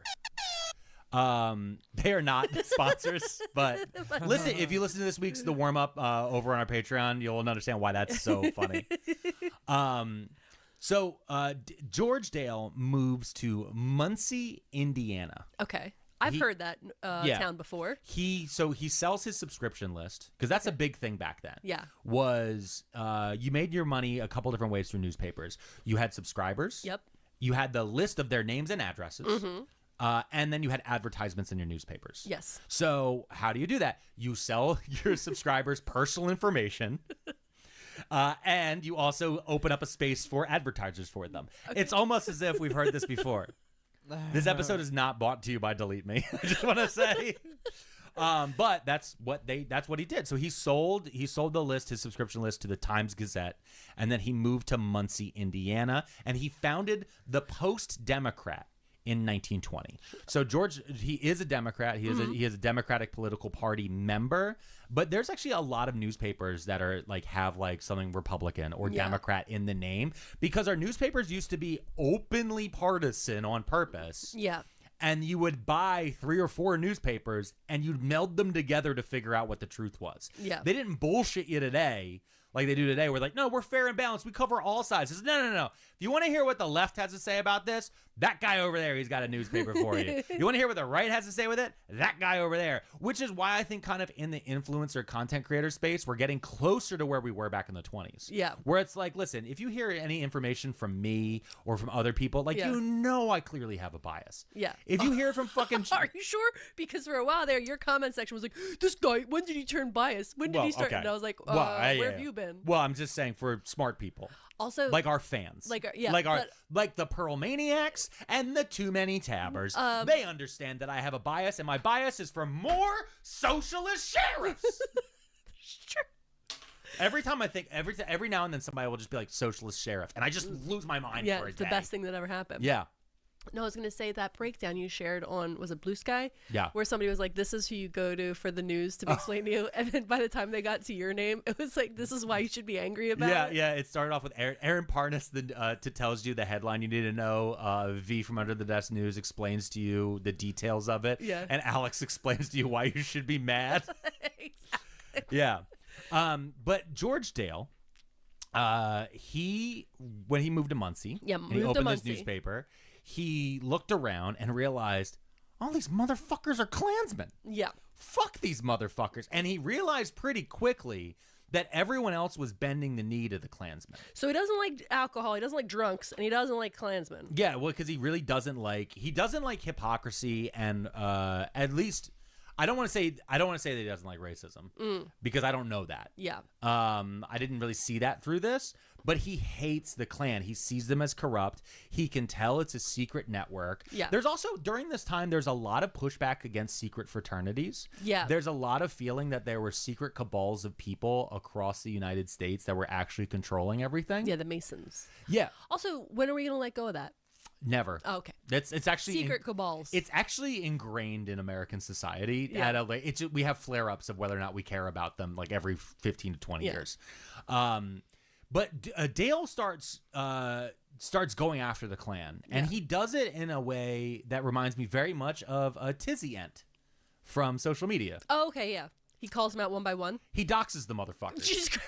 He straight up just doxes the motherfuckers. I was trying to be so like No, PC about it. No, he fucking doxes these people straight up. George Dale becomes committed to revealing the identities for all members of the Klan. So he's like, "Oh, you're gonna wear a hood, bitch?" Yeah. Bet. Yeah, he's like, no. Show it, and he does it by mocking them.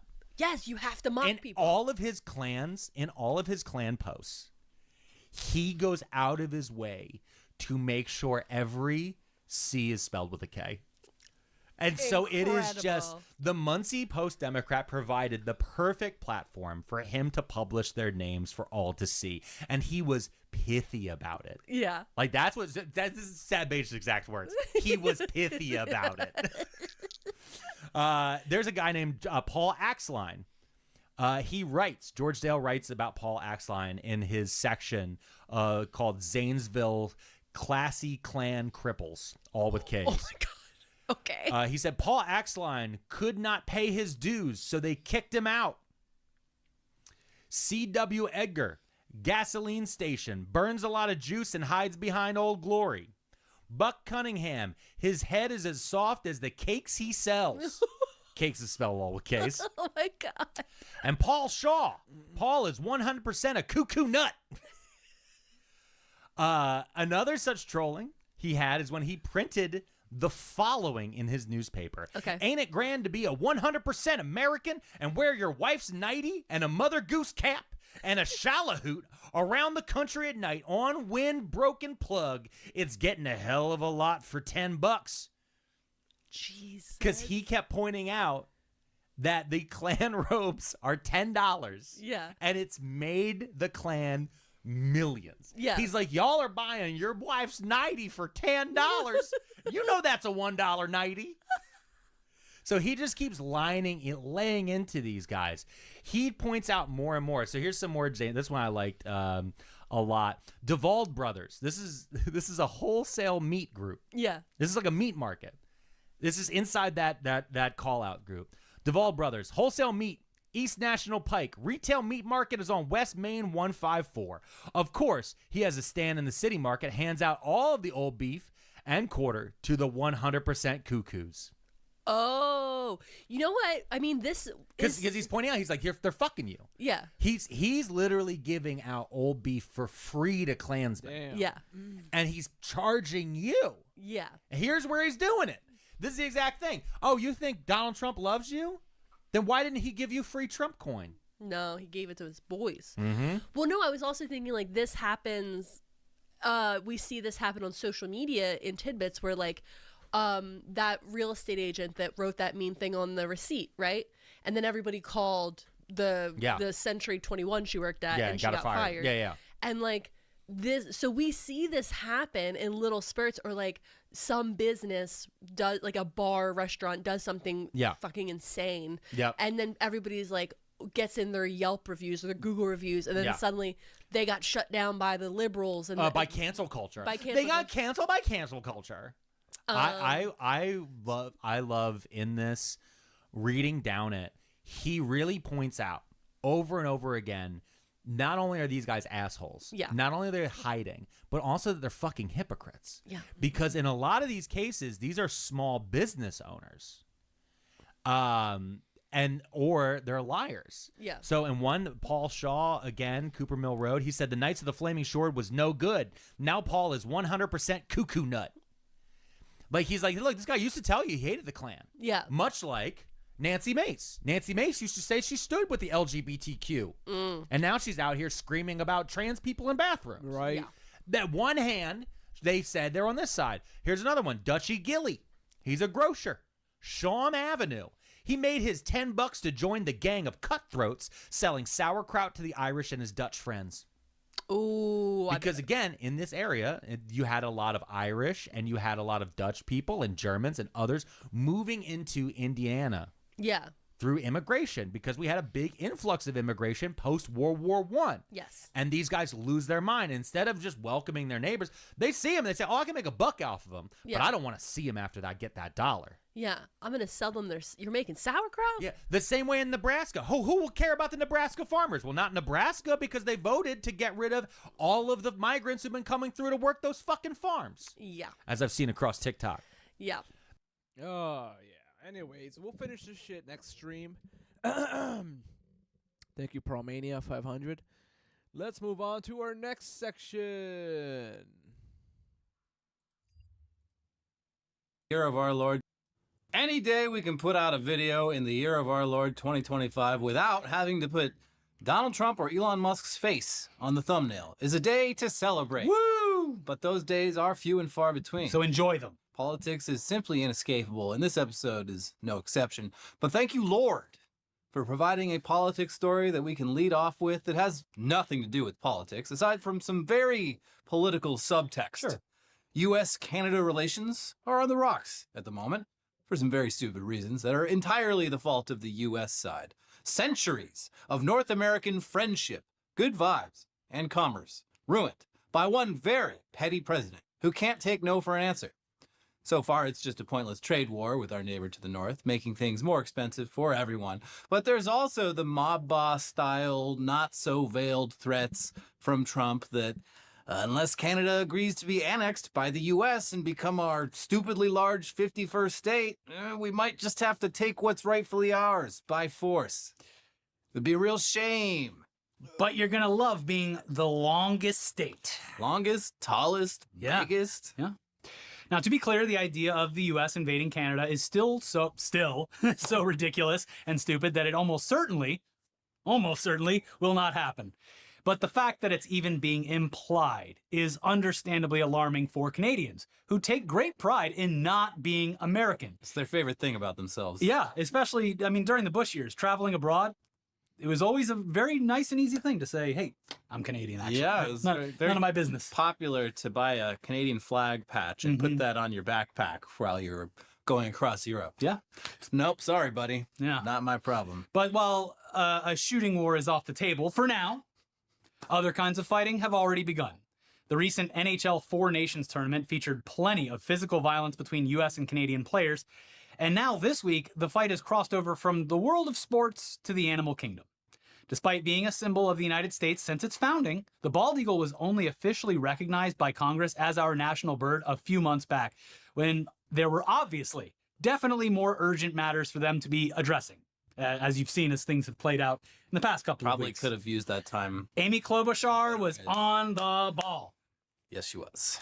Meanwhile, up in Canada, their national bird is, of course, the Canada goose. Oh, wait, hold on. It's not? It's the gray jay? That little guy? This little Tweety bird? No, I don't think so. We're going to have to change that. Maybe they should become the 51st state. Yeah, that's not you got to pick something bigger, stronger, scarier. Even the baseball team is the Blue Jays. Come on. All right, well, let's just pretend that we didn't learn that, and we're just, for the sake of argument, say that the national bird of Canada is the one that all Canadians honor and cherish. It's the Canada goose, because it makes the story better. Here's The Guardian. For the second time in weeks, a Canadian icon has emerged as the unlikely victor in an existential battle on the ice. Mervyn Sakira, an Ontario photographer, was out with his family on a recent morning when they spotted a bald eagle descending towards a frozen lake. Sensing a looming attack on unsuspecting prey, Sakira scanned the landscape and saw a Canada goose, alone and vulnerable. For the next 20 minutes, lens trained on the battle, Sakira watched what he expected would be a lopsided fight with a grim coda. Through bursts of his shutter, however, he captured a defiant goose fending off death. I've seen bald eagles take a lot of things, from ducks to muskrats, but this is the first time I've seen a bald eagle go in for something as big as a goose, he said. Despite multiple attacks by the eagle, the goose remained unbowed. The raptor, defeated, flew off.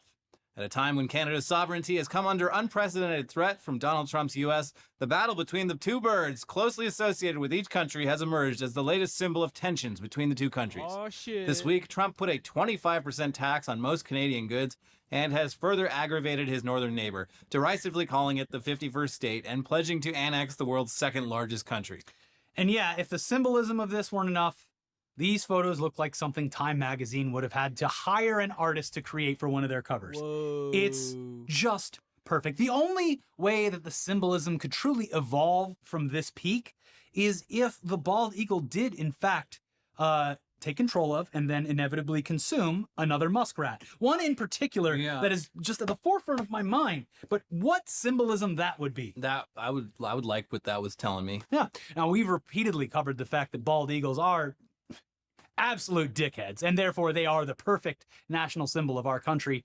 And these photos show a Canada goose minding its own damn business and then being harassed by one very persistent dickhead who is way too confident in itself. Bald eagles might look scary, but they're mostly just opportunistic scavengers. And geese might seem harmless, but they can put up a hell of a fight if you provoke them. We got them here, Echo Park. You don't let your kids or animals near those fucking geese. They will make quick work of you. They will stand their ground. Yes. But yeah, maybe there's a lesson here. I mean, we're just anthropomorphizing animals, but maybe there is a lesson.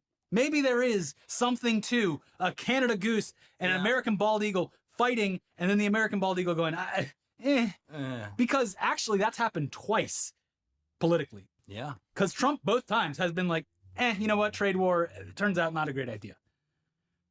Well, we'll see. It's just every month now. Yeah, well, we're doing tariffs. Well, okay, maybe not all the tariffs. The thing is, but we're gonna do it again in a month and see what happens. For your average Americans, they don't have enough money to really take advantage of this, because what he's doing is he's intentionally wrecking the economy one morning and then reversing the tariffs the next morning. So what you would assume is happening is a bunch of rich people are buying the dip, the artificially created dip. Yeah. But I don't know. Anyways, before we dive fully into today's political bullshit, and we're already on the topic of animals, so let's do some more animal news before subjecting ourselves to the horrors yet again. On The Tonight Show, they'd always say, you know, we don't have anything to do, bring out an animal. Yeah. Yeah. Here in California, we're used to people who've never stepped foot in our beautiful state, describing it as an absurd dystopian hellhole, even though the only truly dystopian aspect of living here is how goddamn expensive it is. But here's some new material for all the California haters out there, and it's totally true this time. They want us to eat rats. Simple as that. Simple as that. They do. Gavin Newsom and Nancy Pelosi are going to force us all to eat rats while she has a refrigerator full of Jenny's ice cream. No, I will not. Yeah, we'll skip the rat thing.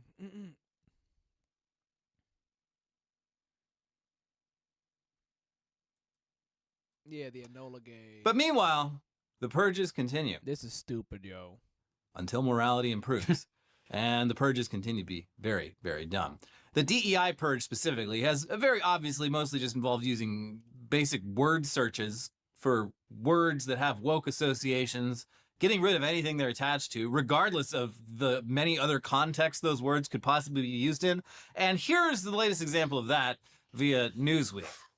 Images of Enola Gay, the aircraft that dropped an atomic bomb on Hiroshima in Japan, are among those targeted by the U.S. military in an initiative to eliminate content related to diversity, equity, and inclusion, DEI.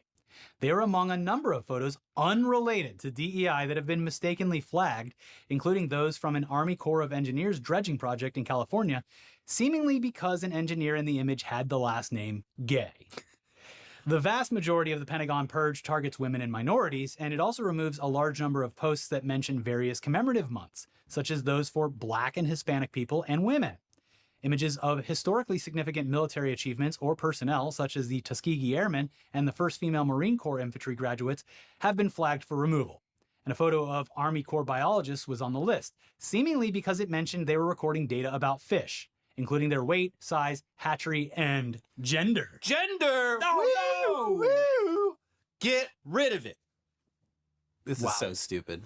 Also, just like, listen, I'm the last guy you should come to for advice about respecting the troops, but like this is very disrespectful to the fucking troops. Like it's erasing military history. Yeah, like the Tuskegee Airmen, the like women passing like Ranger School or whatever. I'm like, these are achievements that should be fucking celebrated. It's not DEI. Fuck off.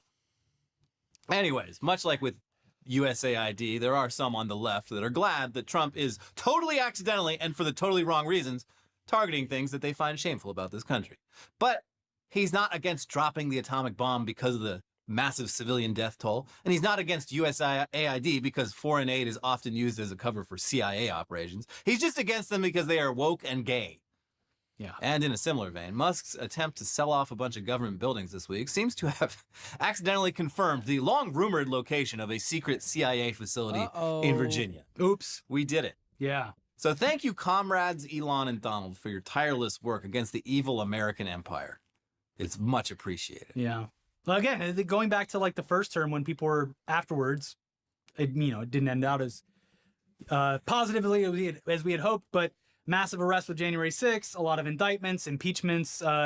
It was like, okay, well, maybe the swamp is, getting drained, but in a different way, but still getting drained. And now it's like, he's dismantling America. He's doing it in a very weird way. He's dismantling America, the good parts and the bad parts. And I mean, I guess you can celebrate getting rid of the bad parts, but it's the good parts they're going away too. Throwing out the bathwater. Yeah. Yeah. A whole America-sized bathtub filled with the nastiest, swampiest bathwater you've ever tasted. Yeah.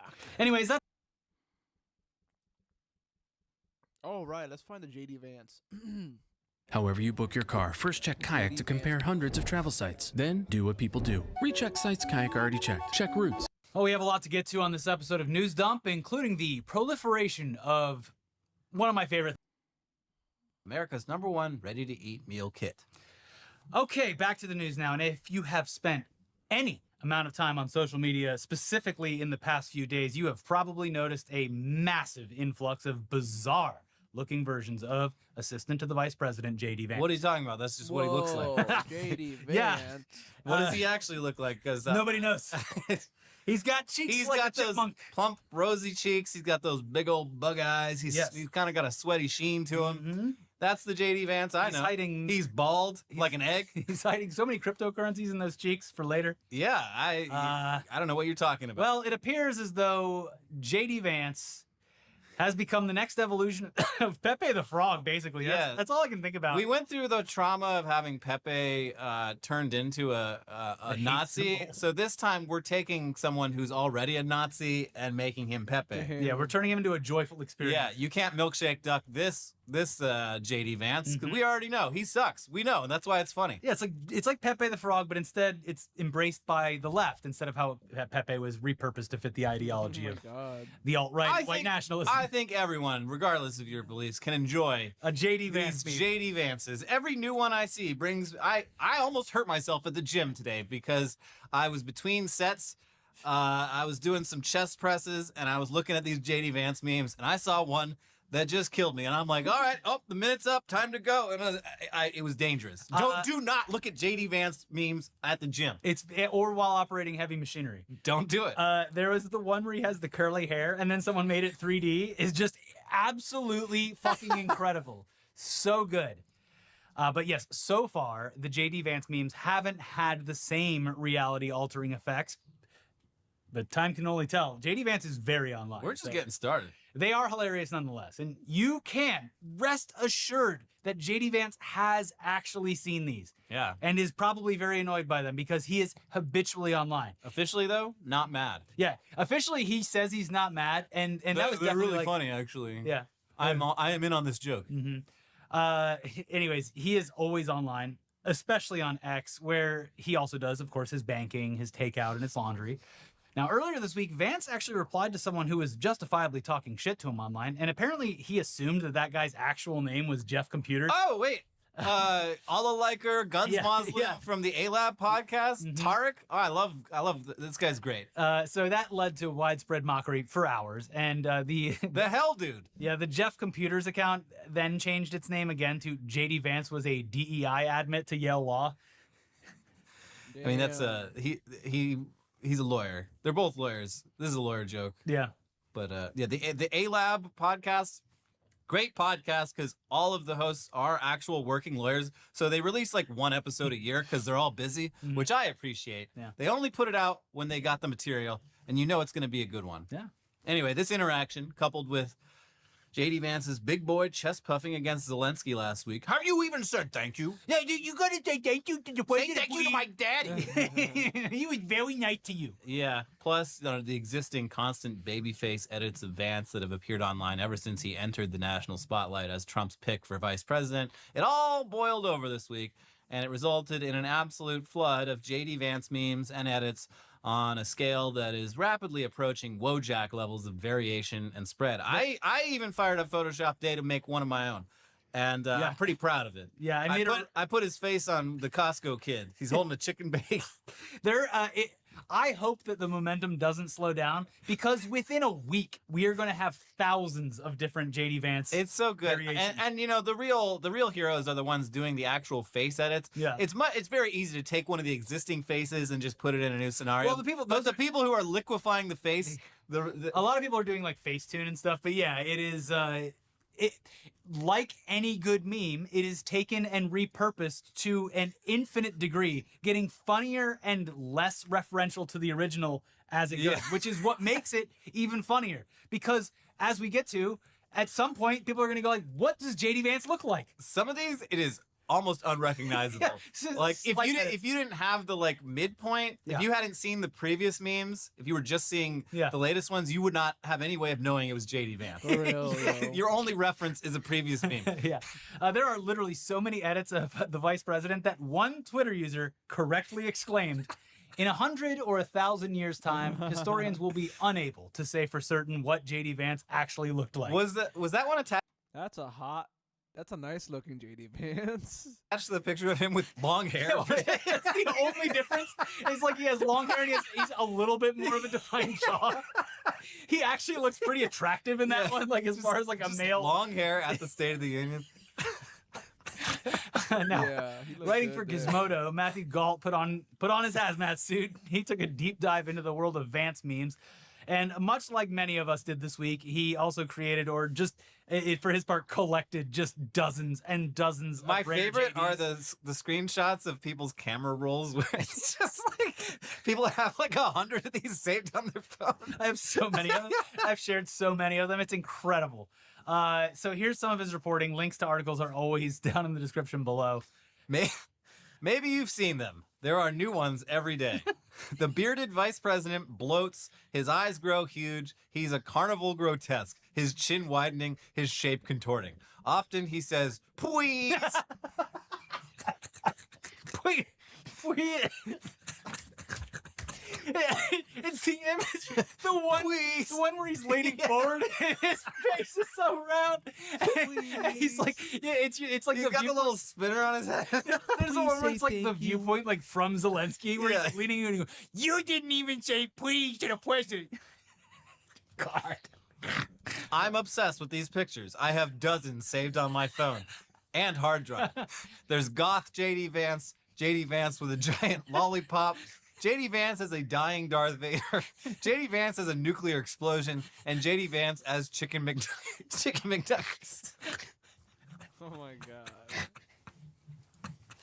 And the author concurs that JD has become a modern Pepe, and he says that clowning on the VP is an honored American tradition, adding that what's happening to Vance is no different, but it does seem more intense. I think the reason the memes are so popular and cut across partisan lines is that there is something uniquely alien and awful about Vance. The memes somehow reflect an essential truth about Vance. My favorite of the bunch so far is when it shows off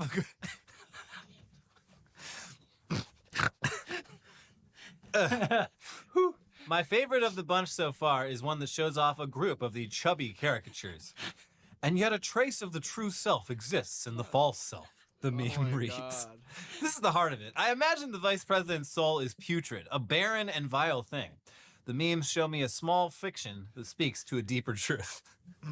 What the fuck, bro? Look, I don't care. This all starts. This is great. I love all these memes. We need way more of them. I remember the couch meme where he would fuck a couch. He looks like a couch fucker. Started because, like, I mean, when he was selected as Trump's VP, people who hadn't been paying attention were like, wait a second, that guy has a beard now? Because he used to not have a beard, and he used to have a very round, boyish face. Very boyish, yeah. So he's clearly he's trying to look a little more manly and mature. Yeah, and before he was famous for the VP thing, he was the hillbilly elegy guy. Yeah. This is why we need to ban. Like, I agree, we do need to ban books, because look what books got us. It got us J.D. Vance. That's right. So we are going to use this space right now to show off some of our favorites that we've collected over the past few days. Enjoy. Maybe if there's enough, maybe I'll put some YouTube library music under it. Maybe I'll buy a song. Who knows? Yeah. Do you think they sell the Costco guys song? Maybe they do. Shit! If they're smart. So I'll start it off with that. Of course, the one that Elliot made where he gave him the Costco treatment. I was gonna put him on the Rizzler, but I couldn't find like a clear photo of the Rizzler doing his Rizzler face. Yeah. And this one just called to me. I took a one that was already made of him as a minion and turned it into like a rare Pepe collectible trading card. Oh, finally some joy in my life. Yeah, I needed that. Yeah, thanks. Thanks to everyone online. I mean, I don't know if that was good for my soul, but yeah, I'm gonna say it was. It cheered me up a little bit. Yeah. Fuck that guy. Anyway, finally today, we're gonna leave you with some good news. All right. We landed on the moon. I mean, we already did do the good news with this JD is Vance more memes, good but here's some more good news. First of all, people have actually started receiving our monitor buddies. Not me. Mine are still like 3. I have the one that they gave us months ago. The prototype. Damn. Yeah. I have the one that they gave us months ago. The prototype. Yeah. But in addition to that news, down here on Earth, something else is happening this week, and it really didn't even seem to register in the national consciousness, folks. We have landed on the moon. We landed on the moon! It happened. We did it twice, actually, this week. Damn. Yeah. And by me, I mean private companies. Listen, we've already been there. It was a long time ago, though. Yeah. And yeah, this was private companies, and yeah, one of the 2 landers might have actually fallen over after making contact with the south side of the moon's surface. But hey, it's still pretty cool that we're going back there in some capacity, leaving a little bit more trash on the moon's surface to let them know that we were there. While also acknowledging that finances and resources could obviously be better utilized here on Earth. But it's space, and that's still pretty cool. Yeah. I even like when Elon's rockets blow up. I don't. Well, I mean, not because of the environmental impacts and everything else. Sorry, I grew up in Florida and went to fucking Cape Canaveral all the time. Just a space kid, I guess. So it is cool. Anyway, with more on these two moon landings in 2025, here's the Associated Press. A privately owned lunar lander touched down on the moon with a drill, drone, and rovers for NASA and other customers Thursday, but quickly ran into trouble and may have fallen over. Like one of those Boston Dynamics dogs being kicked over. Yep. Bye-bye. Intuitive Machines said it was uncertain whether its Athena lander was upright near the moon's south pole, standing 15 feet tall, or lying sideways like its first spacecraft from a year ago. Controllers rushed to turn off some of the lander's equipment to conserve power while trying to determine what went wrong. It was the second moon landing this week by a Texas company under NASA's Commercial Lunar Delivery Program. Sunday's touchdown was a complete success. Intuitive Machines' newest Athena lander dropped out of lunar orbit as planned. The hour-long descent appeared to go well until the final approach when the laser navigation system began acting up.